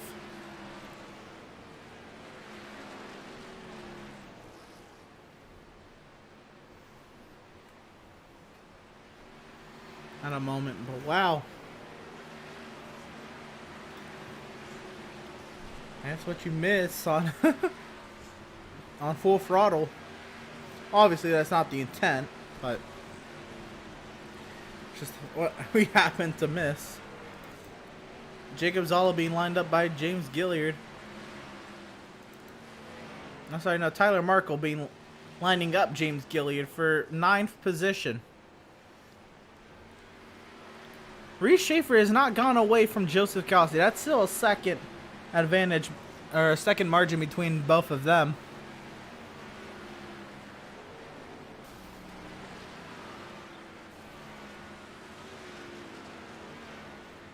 Dan Park sends it to the inside of James Gilliard.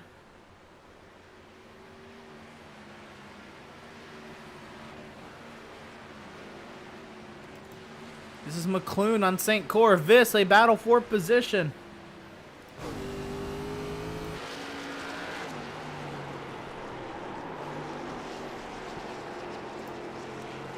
Battle for 12th.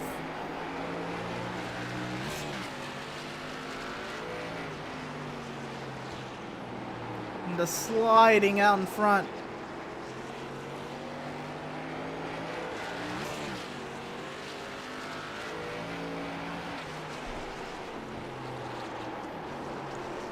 Look at how hard these drivers are driving these cars in the center of the corner. So hard to control these cars, and when they have to keep it in third gear all the way around, the sliding up the track now from the 12 of St. Cor. They continue to battle for 12th. They go by the lap car. Devin Smith there in the 95.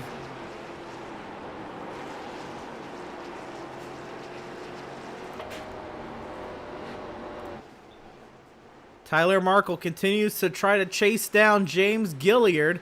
He's now under attack from faster cars, the lead lap cars of Reese Schaefer, in his own battle trying to chase down Joseph Kelsey. This is the helmet cam of Tyler Markle. And Tyler is shifting. Few drivers aren't the faster driver. Oh, Markle caught the apron yet to save it.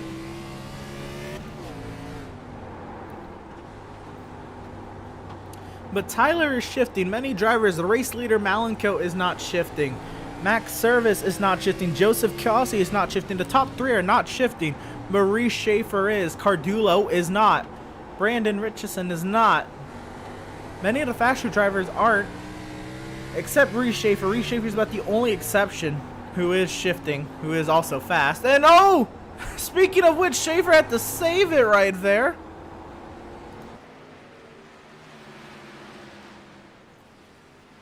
He holds on, but he loses all the advantage he was trying to regain on Joseph Kelsey. And now he's falling into the clutches of possibly being passed by Landon Cardulo.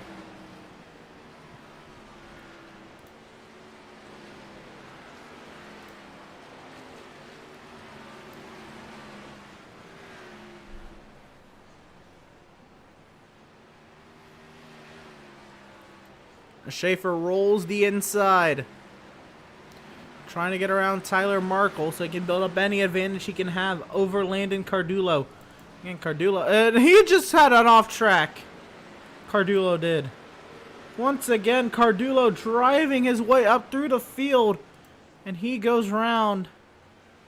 We'll take a look at it.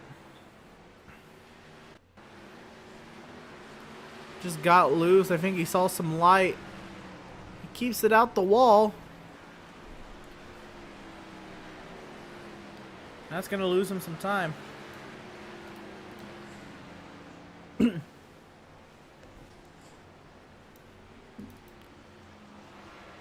Malenko's about to lap 5th place Landon Cardulo.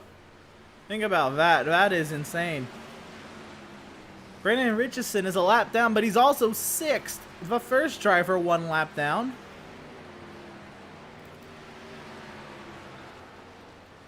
Malenko doing his work here at USA International. Max Service is here. Joseph Cossey's here. Reese Schaefer's here.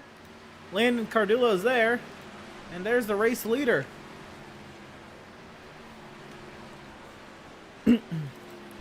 Tyler Markle can see Gilliard out in front of him now. Kevin Thompson as well, chasing down Tyler Markle for a top 10.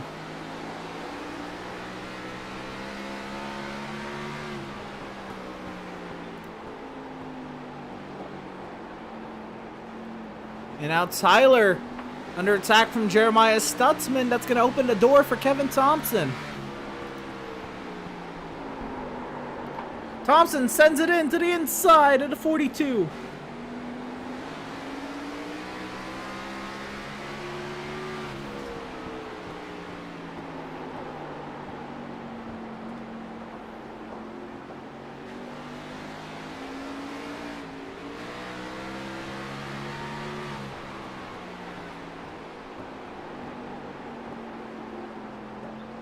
And Cardulo's had another off track. Take a look at it. Oh man. Never mind, that was the same. Seth Berger's had an off track though. Oh no. He went around off of turn 4. Very slow spin, but able to keep it off the wall and get back going. He did not lose any positions from it. He is still, Seth Berger still in the 16th position.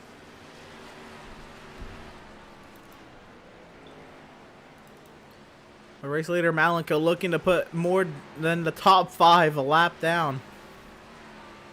We still have so many laps to go as we approach 85 laps remaining in this race. So pit window is open to make it to the end. Kyle Lingerfelt, one of the drivers in.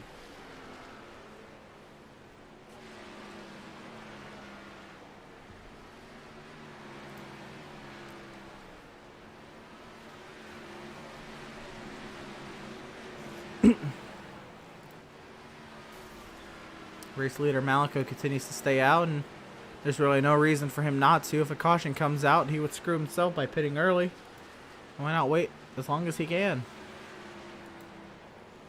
Nobody on the lead lap has come to pit road just yet.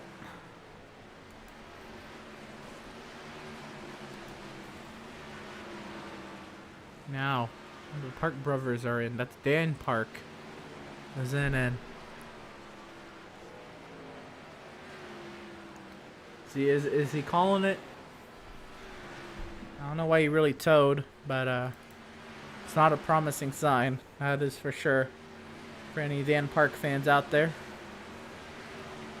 Mad Dog Train says Burger number 77 moving up. Great driving. Yes, indeed. And that's another spot for Seth. Never mind, that is not another spot, but Seth is still P16.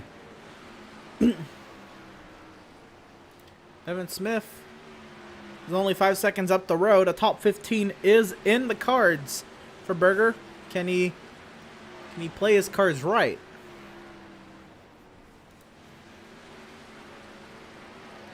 Now Adam Gardner's entered the pit lane. Adam Gardner pits from the 20th position.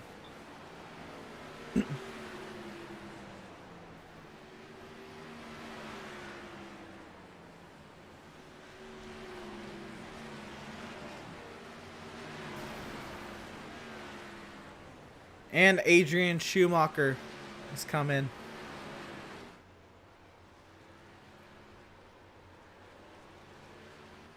No, I'm sorry, Reese Schaefer.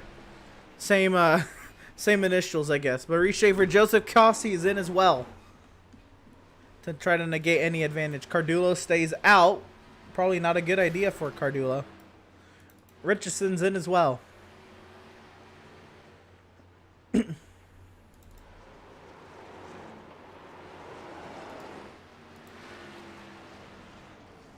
This is really the last opportunity for service, and service goes round. And he saves it. Truly beautiful save as race leader Malenko is in. Service has gone too wide. He's going to have to stay out another lap. Cardulo can't make it down. Gilliard is in. Josh McClune, Tyler Markle is in. But right now, Max Service is leading laps. I think this is a point move to get some points in his bag. He'll have Seth Berger following him in. Landon Cardulo is going to stay out and get himself a lap lead.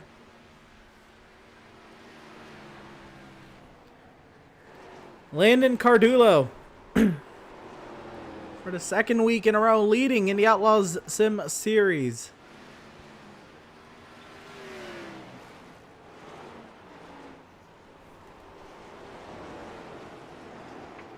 Gonna stay out again. I hope he doesn't run himself out of fuel like he did at Michigan. But, he's continuing to log laps in the lead with 75 laps to go. He still has to make his final stop. But what he is doing is setting himself up great if there's a slew of green-white checkers. Jacob Zolla, Kevin Thompson, Andrew St. Cor is in. And now Cardulo pits from the race lead. Malenko will take over the race lead after the start-finish line. So another lap to Cardulo's favor. Cardulo now falls behind Malenko.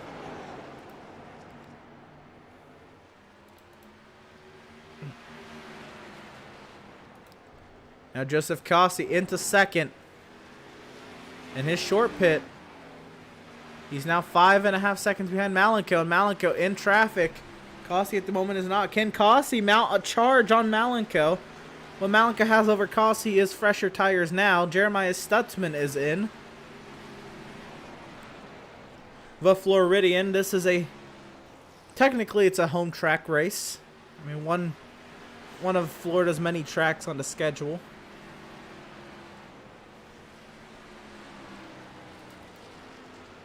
Along with James Gilliard, the other Floridian.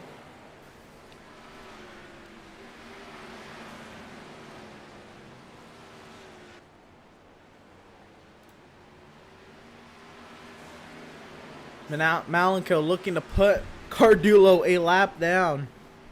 Cardulo not too far ahead of race leader Malenko. They're almost in the same frame. It's right on board with race leader Malenko.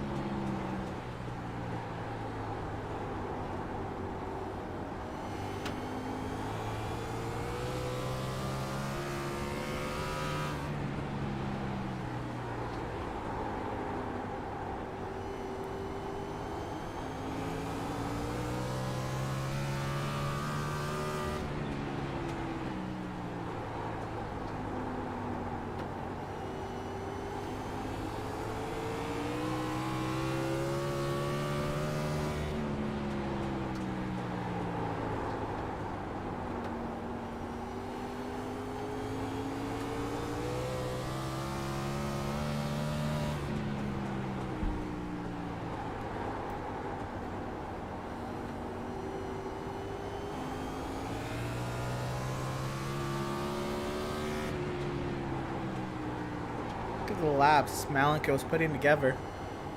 See Kevin Thompson, good run going. Son and Thompson. Yes, Thompson does have a decent run. He's in the top 10. It's a pretty good run, actually.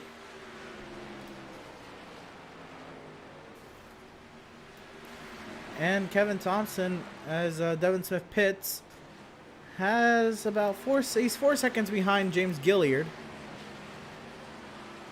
So it's not out of the question for Thompson to improve another spot. Again, I think the best story today is Brendan Richardson. 19 spots better from where he started. Andrew St. Cyr up 10 spots from where he started. Joshua McClune up 7. Doug Solms up 9. Devin Smith up 6. Smith on pit road. We'll see if he holds on to the 6th place advantage. He should. Seeing where Farron Elam Jr. is in relation.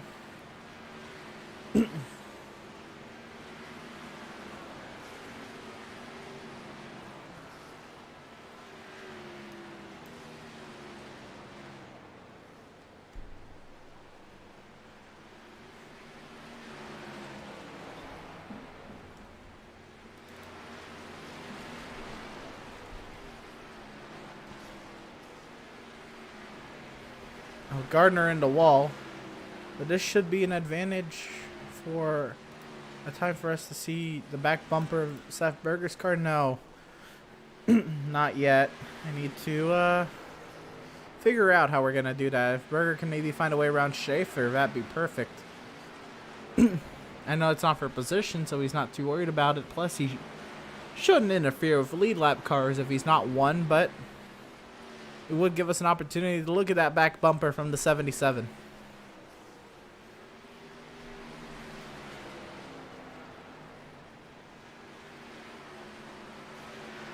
League owner Adam Gardner hits the pit lane from 19th.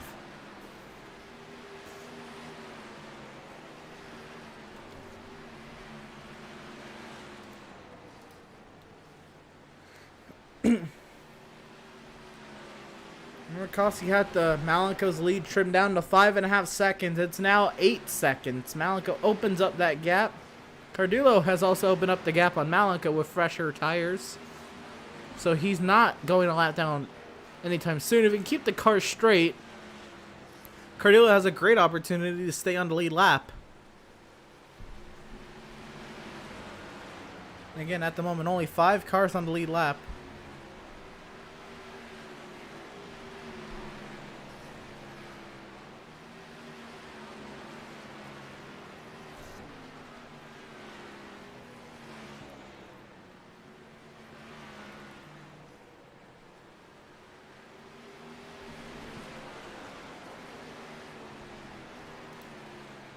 And now Seth Berger peeks to the inside of Schaefer. And now Cardullo is actually catching. This would be an opportunity for us to see the back bumper to 77.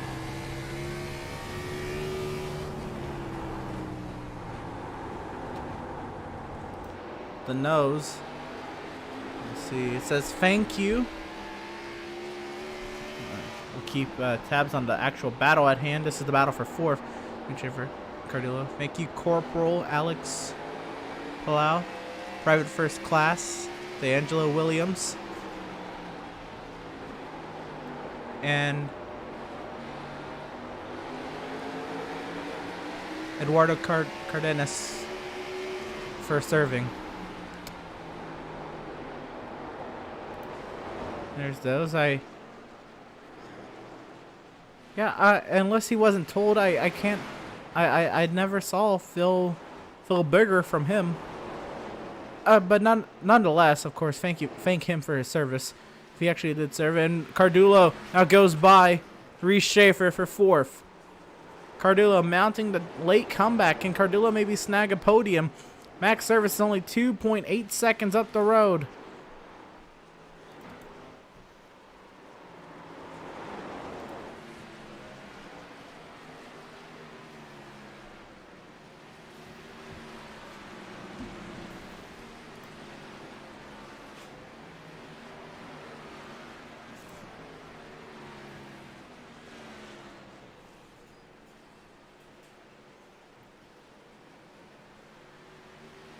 Farron Elam Jr. has now hit the pit lane from the 17th position. He's getting ready to come back out.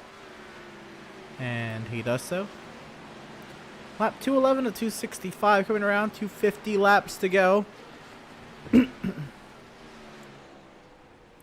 It's getting pretty quiet. Let's see what is the most exciting on the track, and it's Richardson closing the gap on Lingerfelt. And Zala here to go a lap down to Richardson. And he continues like now. Tyler Markle in 14th.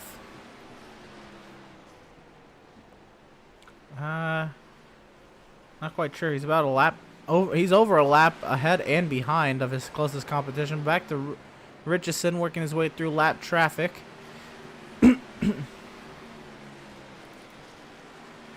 Lingerfelt under attack.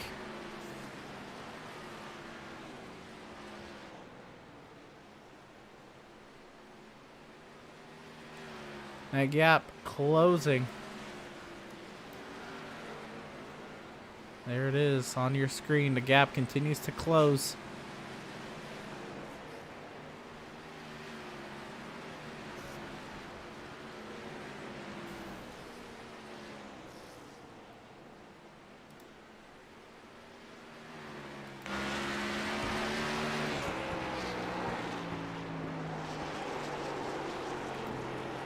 There he is. Richardson is hunting for 6th.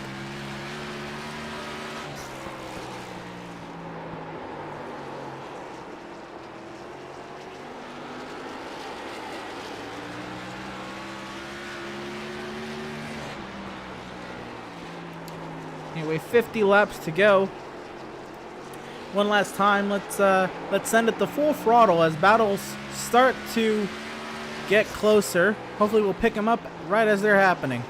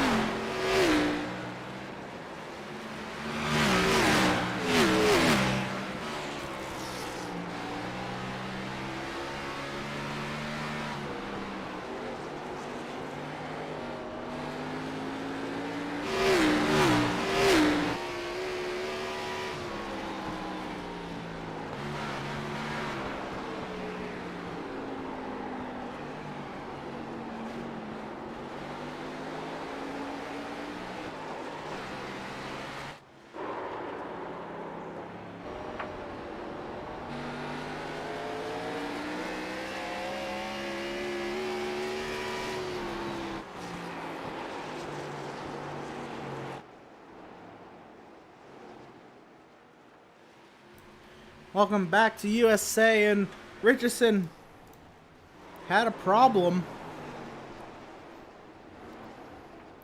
He lost time, and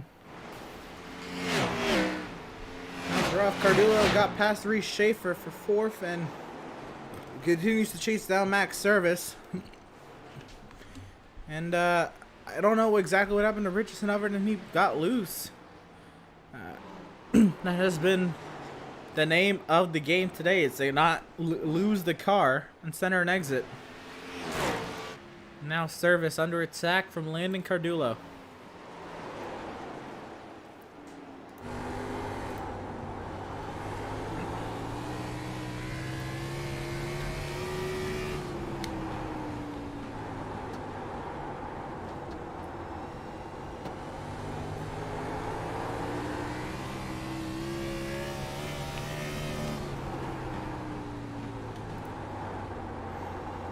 Once again, Cardullo is not shifting.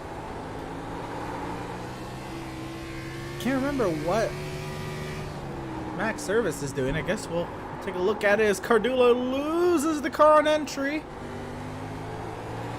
The power down. Man, oh man, it's so tough. Take a look at the time delta. It's actually been... Okay, that's actually to behind. We can get it going forward. It's kind of stagnated.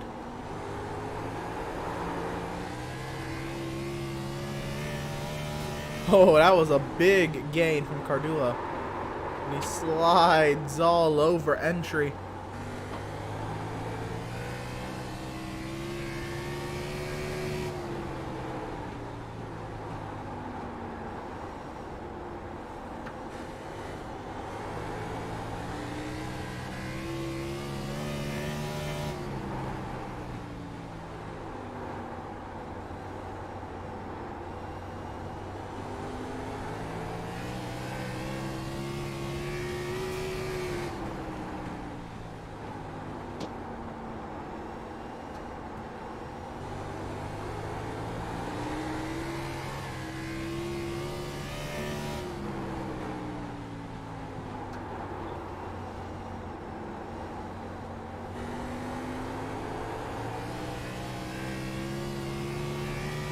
Cardullo's now been losing time to Service, and this battle's starting to look lost. Cardullo needs to get the car under control if he's going to have any chance.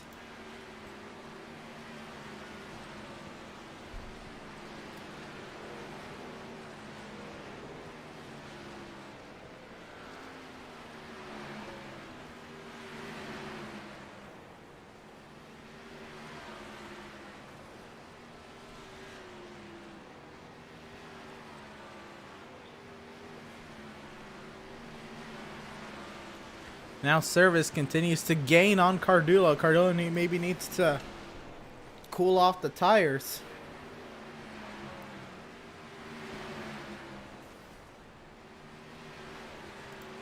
Once again, take a look at the weather. Now 65 degrees, 72 track temp. It's gotten even cooler. It's actually gone past midnight in sim time. It's now 12:07 in sim. That is wicked. Wind's blowing north northwest. Now it's blowing north. Or is this just the direction of the car? What? Or is that is the wind blowing? No, I think that's the direction of the car. Or the wind to the car.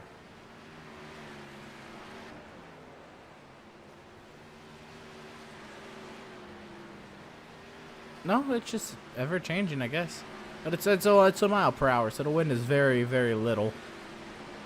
Pit strategy today. It's been pretty simple. Zala's just been lagging today, so his strategy is not loaded in. But it's been a 2-stop race, 3 stints. Finishing off this final stint. Everybody's got some excess in hopes of being okay if there is a green-white checkered, but if there is one, I think everybody would come in the pit anyway.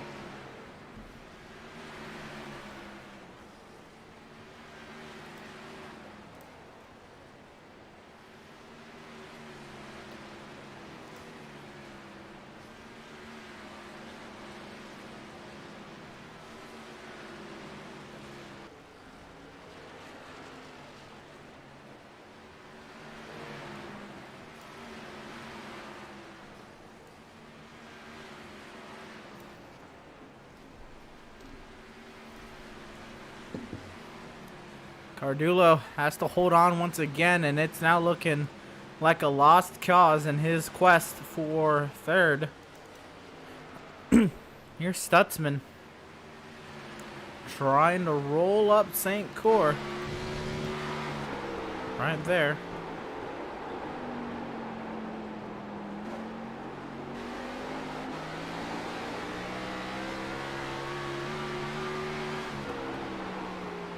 St. Cor slides on entry.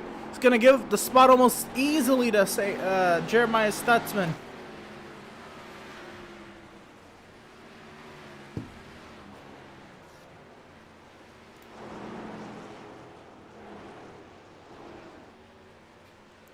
That was almost too easy for Jeremiah.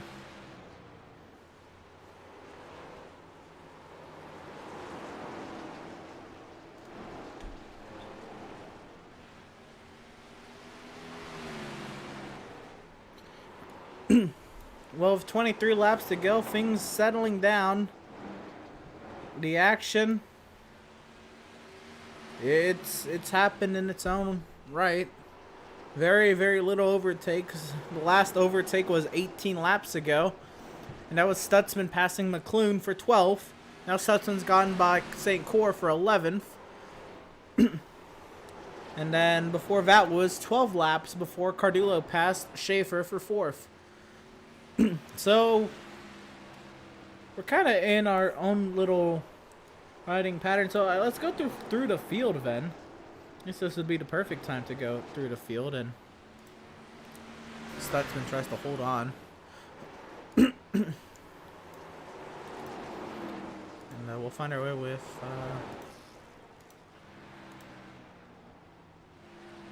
last car running right now is Adam Gardner in the 19th position. Oh, was that a puff of smoke?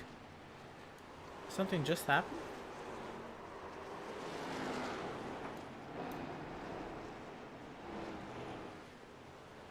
Looks like we're okay, but Adam Gardner anyway, he's lost one spot from where he started. And just running his own.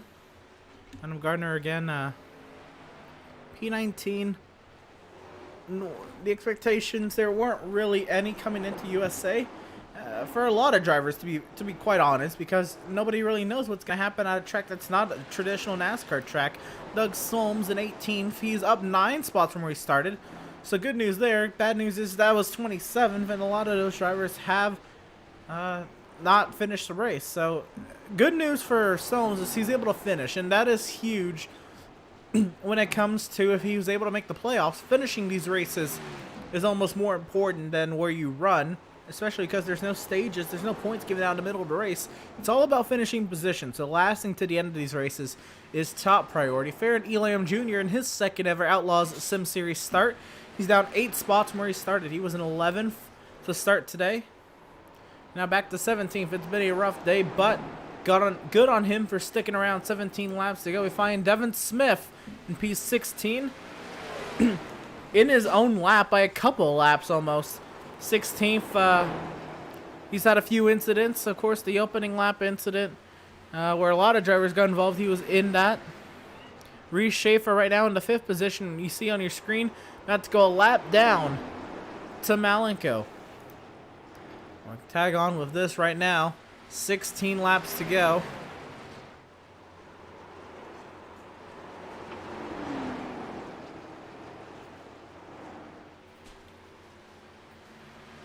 And Smith gets into the wall right in front of Adam Gardner. If they keep it straight, that would be rough for a yellow to come out at this point. Lappers anyway. Reese Schaefer trying to stay on the lead lap here. We'll carry on with Seth Berger. Berger Nation, he's 15th right now. This is where he started. Trying to see if he can gain on that now. From 15th, we'll find Tyler Markle in the 14th position. He's down 3 from where he started. Had an early first lap incident, and from then on has been trying to reel his way back up. Right now, 14th, trying to be on damage control with his points. Josh McClune, T13, he's up 7 from where he started as he gets by Andrew St. Cor. St. Core up 8 from where he started. We'll find Jeremiah Stutzman just outside the top 10 here in 11th. He's down 5 from where he started. Stutzman's had the pace, was not able to put the race together. We'll find Kevin Thompson in 10th. Kevin Thompson and his fans rise up. A top 10 in the cards. Can he finish the final 12 laps? 4 spots up from where he started. We'll find James Gilliard, who's up 4 as well from where he started.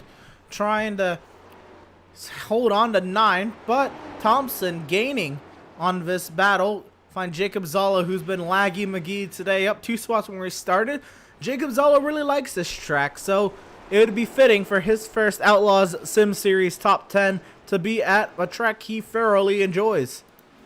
Brandon Richardson, the story of the day, the biggest mover of the day. In Formula 1, this would be driver of the day.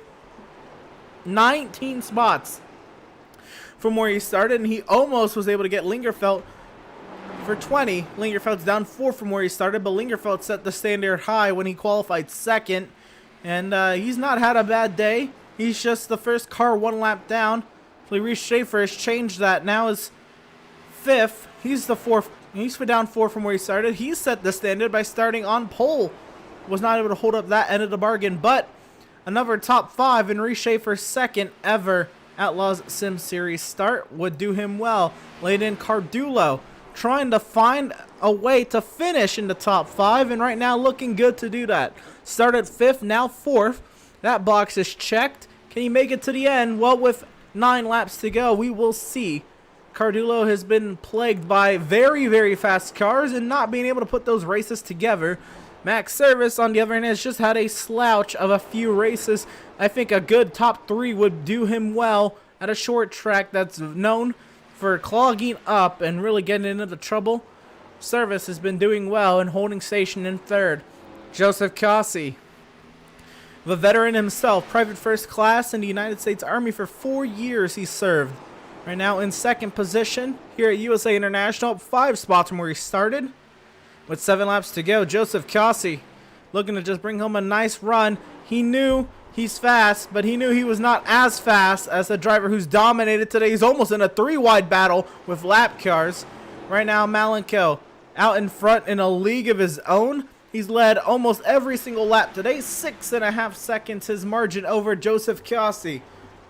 And with 6 laps to go, Malenko looking to bring it home in for his 3rd win of the season, potentially, with 5.5 laps to go, and to take top of the playoff standings all by himself and have a win over the rest of the playoff field. Farron Elam Jr. makes his way past Malenko, and now Reese tries to do so. Malenko is up 2 spots from where he started.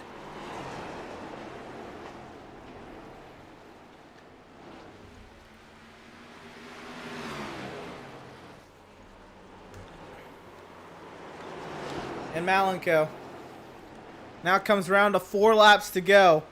That's how many cars he has left on the lead lap, himself and 3 others. It has been absolute domination, and Andrew St. Core has gone off the track. We'll take a look at it.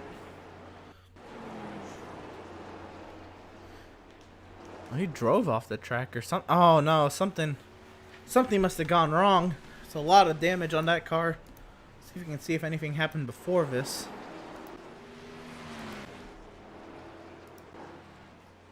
No, the car's just been damaged for a while.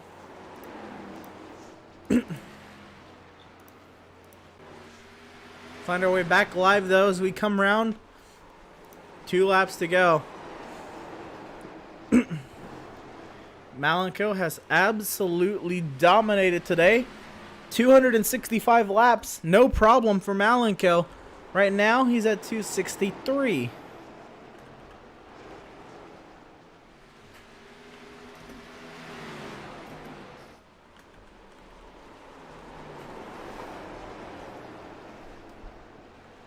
He rounds turn 4. And white flag is in the air one more time around from USA International.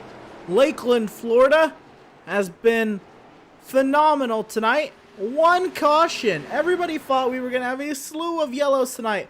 1 caution as there's a laggy car right in front of the leader. Malenko wants to keep his distance, but he'll come off of turn 4, and for the 3rd time this season, Malenko wins at USA Contact. Schaefer loose. He holds on to it. And Tyler Marco's gone off the track. We'll take a look at it.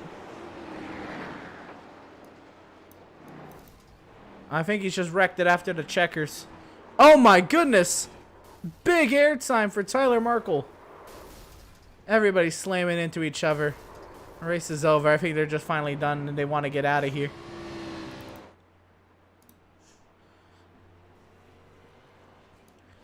We'll find Malenko burning it down on the front straight, almost getting hit by Andrew St. Cyr. Oh, Cardulo slams into him after the fact. My goodness.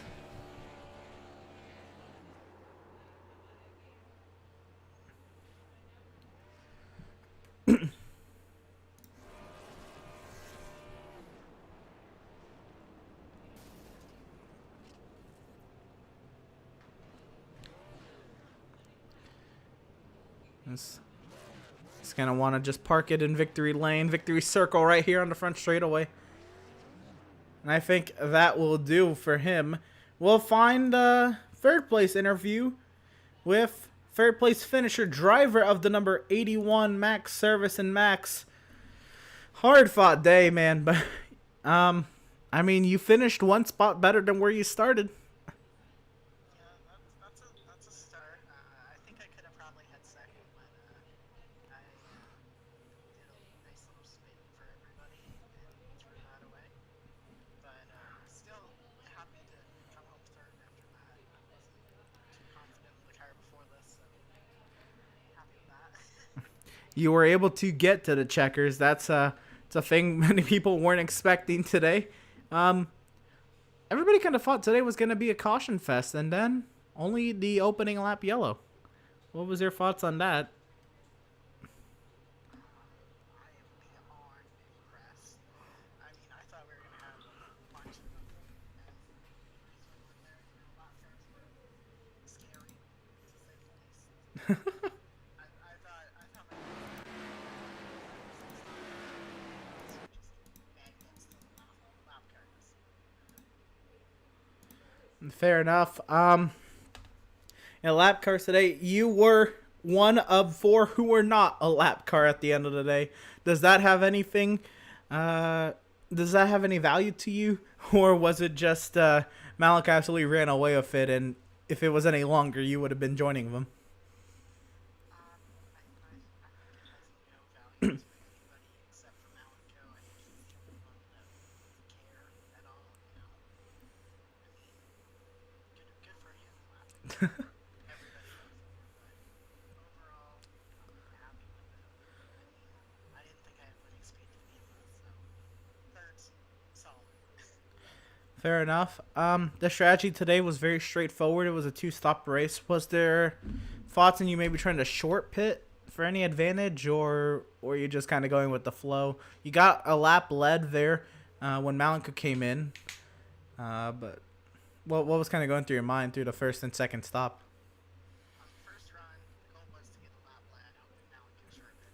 You get his little favor there, the short pit, the lap led.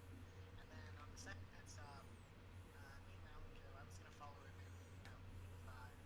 Like he said, 85 to go. When he said he was going to pit, I was going to come with him. And then we got to talking in chat, and we both kind of missed 85, and we both pitted when we needed to go.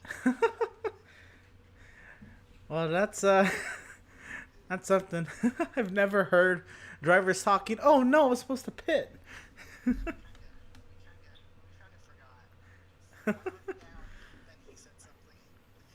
Wasn't paying much attention. So 265 laps around a track that he only ran maybe a max of 40 back in rookie class. How did that feel? It's fun.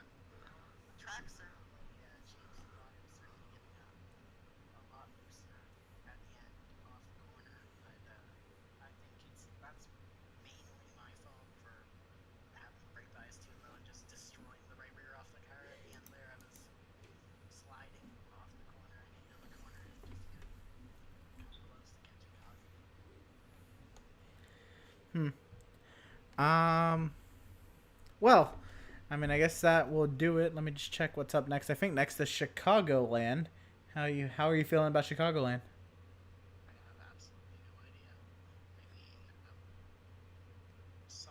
Next is Nashville. I'm sorry. That's another challenge that we haven't had Xfinity cars. We haven't had NASCAR stock cars at Nashville in a while, and never on iRacing.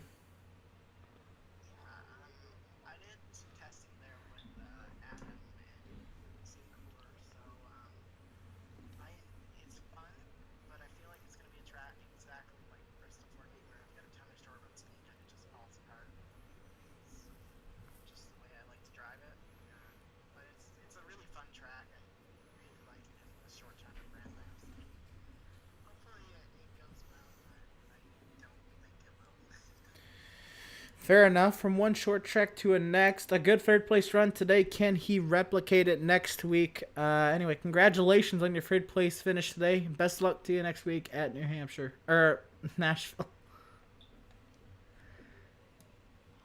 And that was third place finisher, driver of the number 81, Max Service. And now we're joined with second place finisher, driver of the number 88. It's number 9 on your screen, but number 88 in scoring, Joseph.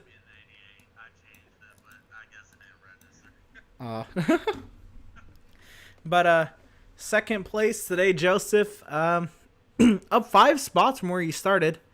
What happened in qualifying that kind of had you mired back in 7th? I just didn't have it.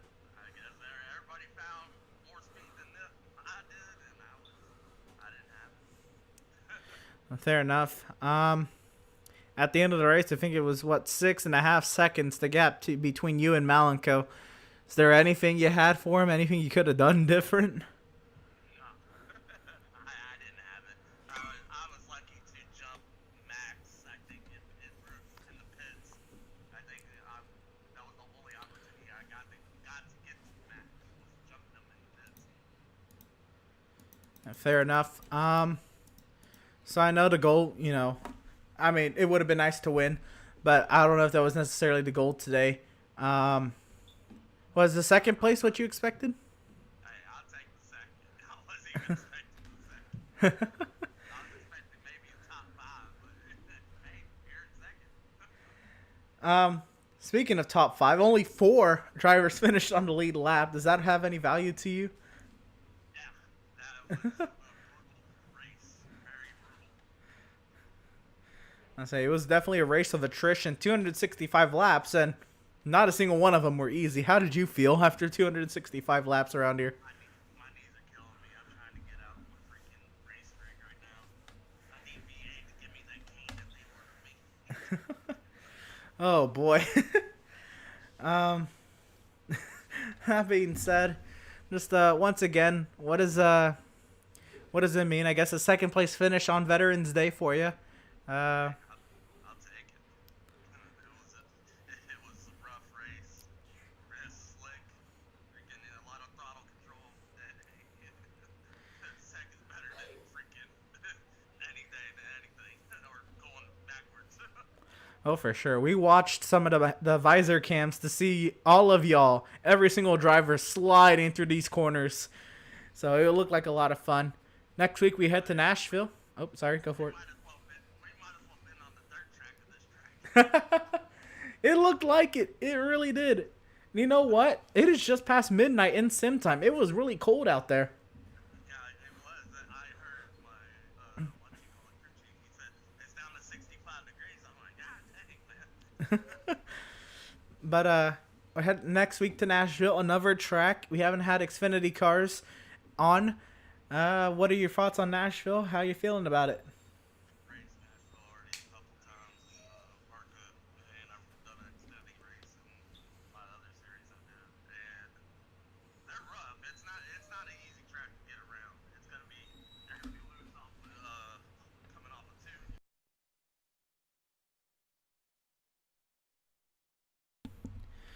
Fair enough. So you're thinking more the same that we had today? Probably a little bit easier, but Alright. still gonna be difficult. That being said, last question. I'll let you get going here, because I know you're feeling it. Kind of expected a. Oh, okay. I know we expected a caution fest, but only one caution. What are your thoughts on that? Did you expect one caution?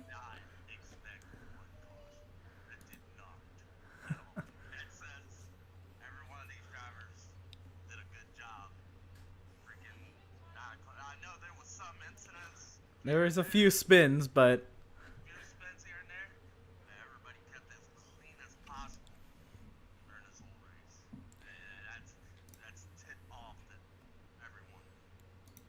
oh no, I had you muted the whole time. I'm so sorry.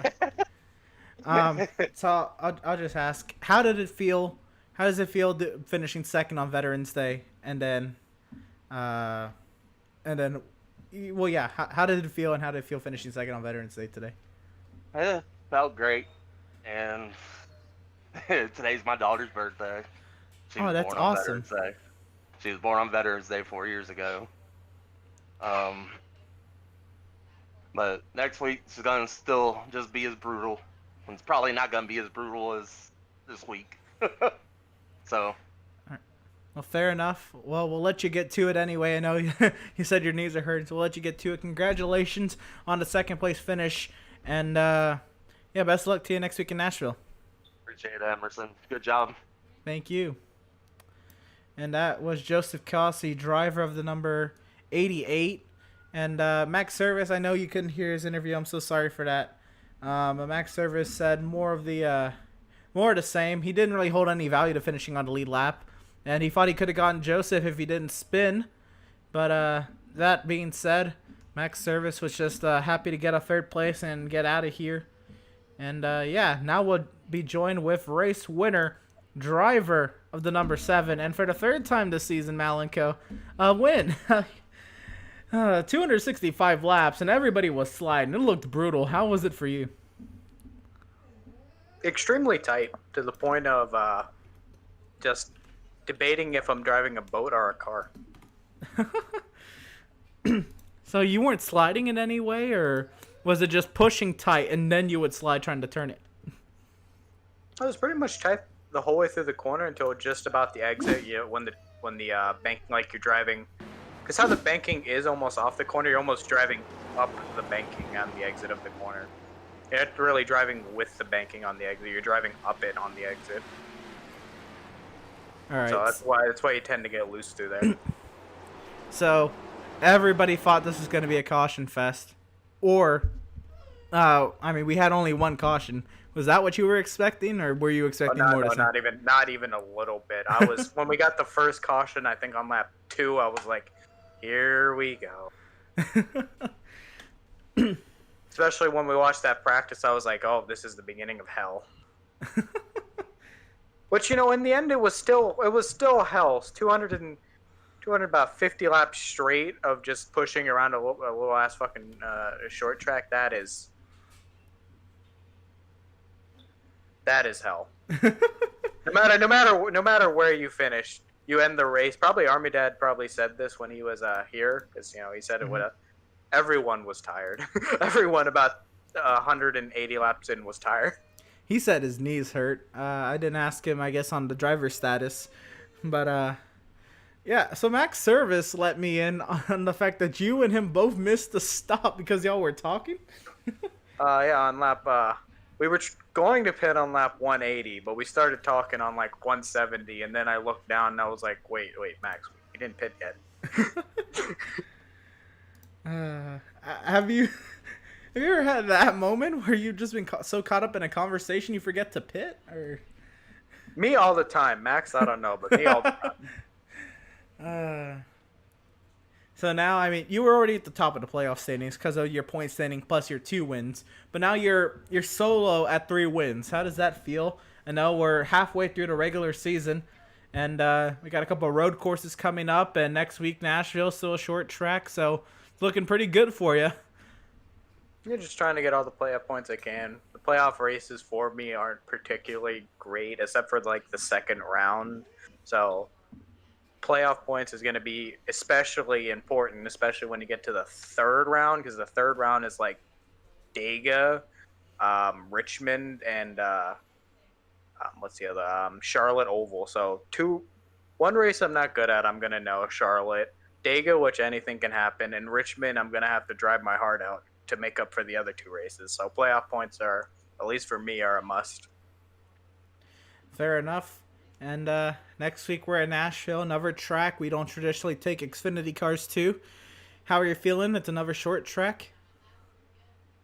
Well, I don't really know my opinion on Nashville. It hasn't been on the service much. In the Tour Mod and Super Late models that I've run there, I've done good driving them, but it's, at least in those cars, it's a short track like Bristol. It feels like anyone can be good at it. It's not a particularly hard short track. Fair enough. And yeah, I guess 265 laps. I don't know how many laps you didn't lead. I know it wasn't many you didn't lead. I think I led 238 out of them. Oh, you kept count. Wow. Well, no, Seth told me. Well, I guess he okay. looked at the results. Okay. But yeah, is this the most laps you led in an iRacing league race? Oh, for iRacing League race, of course. I'll leave it at that. We're not gonna dive back into console. That's what we left. We don't want to go back to that. But yeah, so I that's definitely a staple for you to remember. Third win on the season that puts you solo at the top of the playoff standings. And yeah, congratulations on the third win of the season. Best luck to you next week in Nashville. And yeah, hopefully we're talking to you then. Yep, thank you. And that was race winner, driver of the number 7, Malinkos. He pulls into victory circle there in front of you. And, well,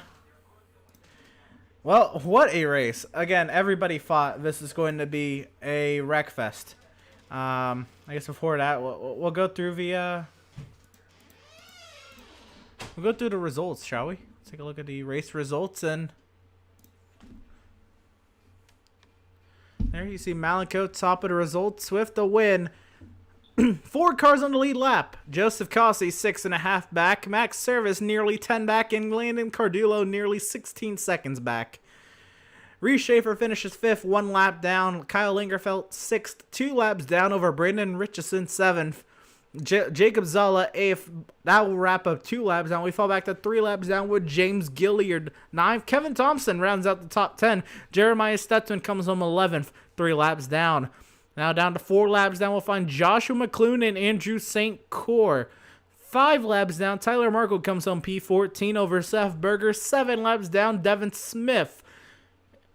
And 9 laps down, Theron Elam Jr. We'll find Doug Solms in 18th with 15 down. Adam Garner finishes 19th, 29 down. Daniel Park, 20th, 96 laps down. Jason Miz, 21st, 111 laps down. Eric Peck, 22nd, 115 laps down. Benjamin Park, 23rd, 134 laps down. Andrew Pratt, 24th, 164 laps down. Matthew Setzer, 25th, 168 laps down. Adrian Schumacher, 236 laps down in 26th. 27th, Justin Wood, 241 laps down. 28th, Garrett Velzy, did not take the start. 265 laps down. That being said, of course, remember, today's charity, being it's Veterans Day, it is the Wounded Warrior Project. Make sure you donate to the Wounded Warrior Project, especially today being Veterans Day. It would mean the most. It makes the most sense. In order to do this, make sure you go to our Facebook page, Outlaws Sim Series. It is just on your screen. Go there on a post about today's race. There'll be a donation button that goes straight to this charity. And all proceeds go straight through Facebook to this charity, and how it's divided from there is beyond us, but it would mean the most to donate to them on the behalf of the Outlaws Sim Series, especially with it being Veterans Day and Canadian Remembrance Day.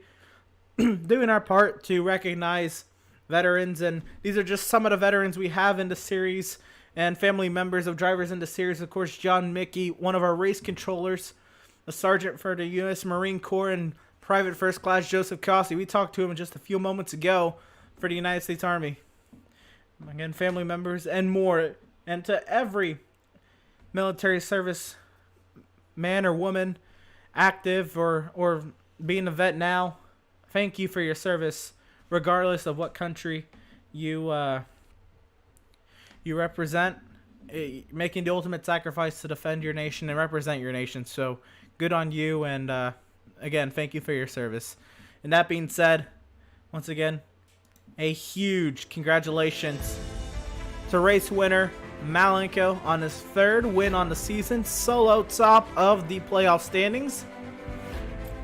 And yeah, next week we head to Nashville. It's gonna be fun. iRacing's new track on the service. It's going to be absolutely insane. Like drivers, like Malenko just said, it's like a Bristol, and it's banked, and it's going to be absolutely insane. I can't wait. We thought today's race was going to be a caution fest. It wasn't. That being said, that's going to conclude today's coverage of the Outlaws Sim Series from USA International Speedway. Thank you for tuning in this Wednesday. Tune in next Wednesday, 7:30 p.m. Eastern Standard Time. Nashville. You're not going to want to miss it. Once again, y'all stay safe. Thank you, veterans, inactive military members, for all your service. We'll see you next Wednesday night.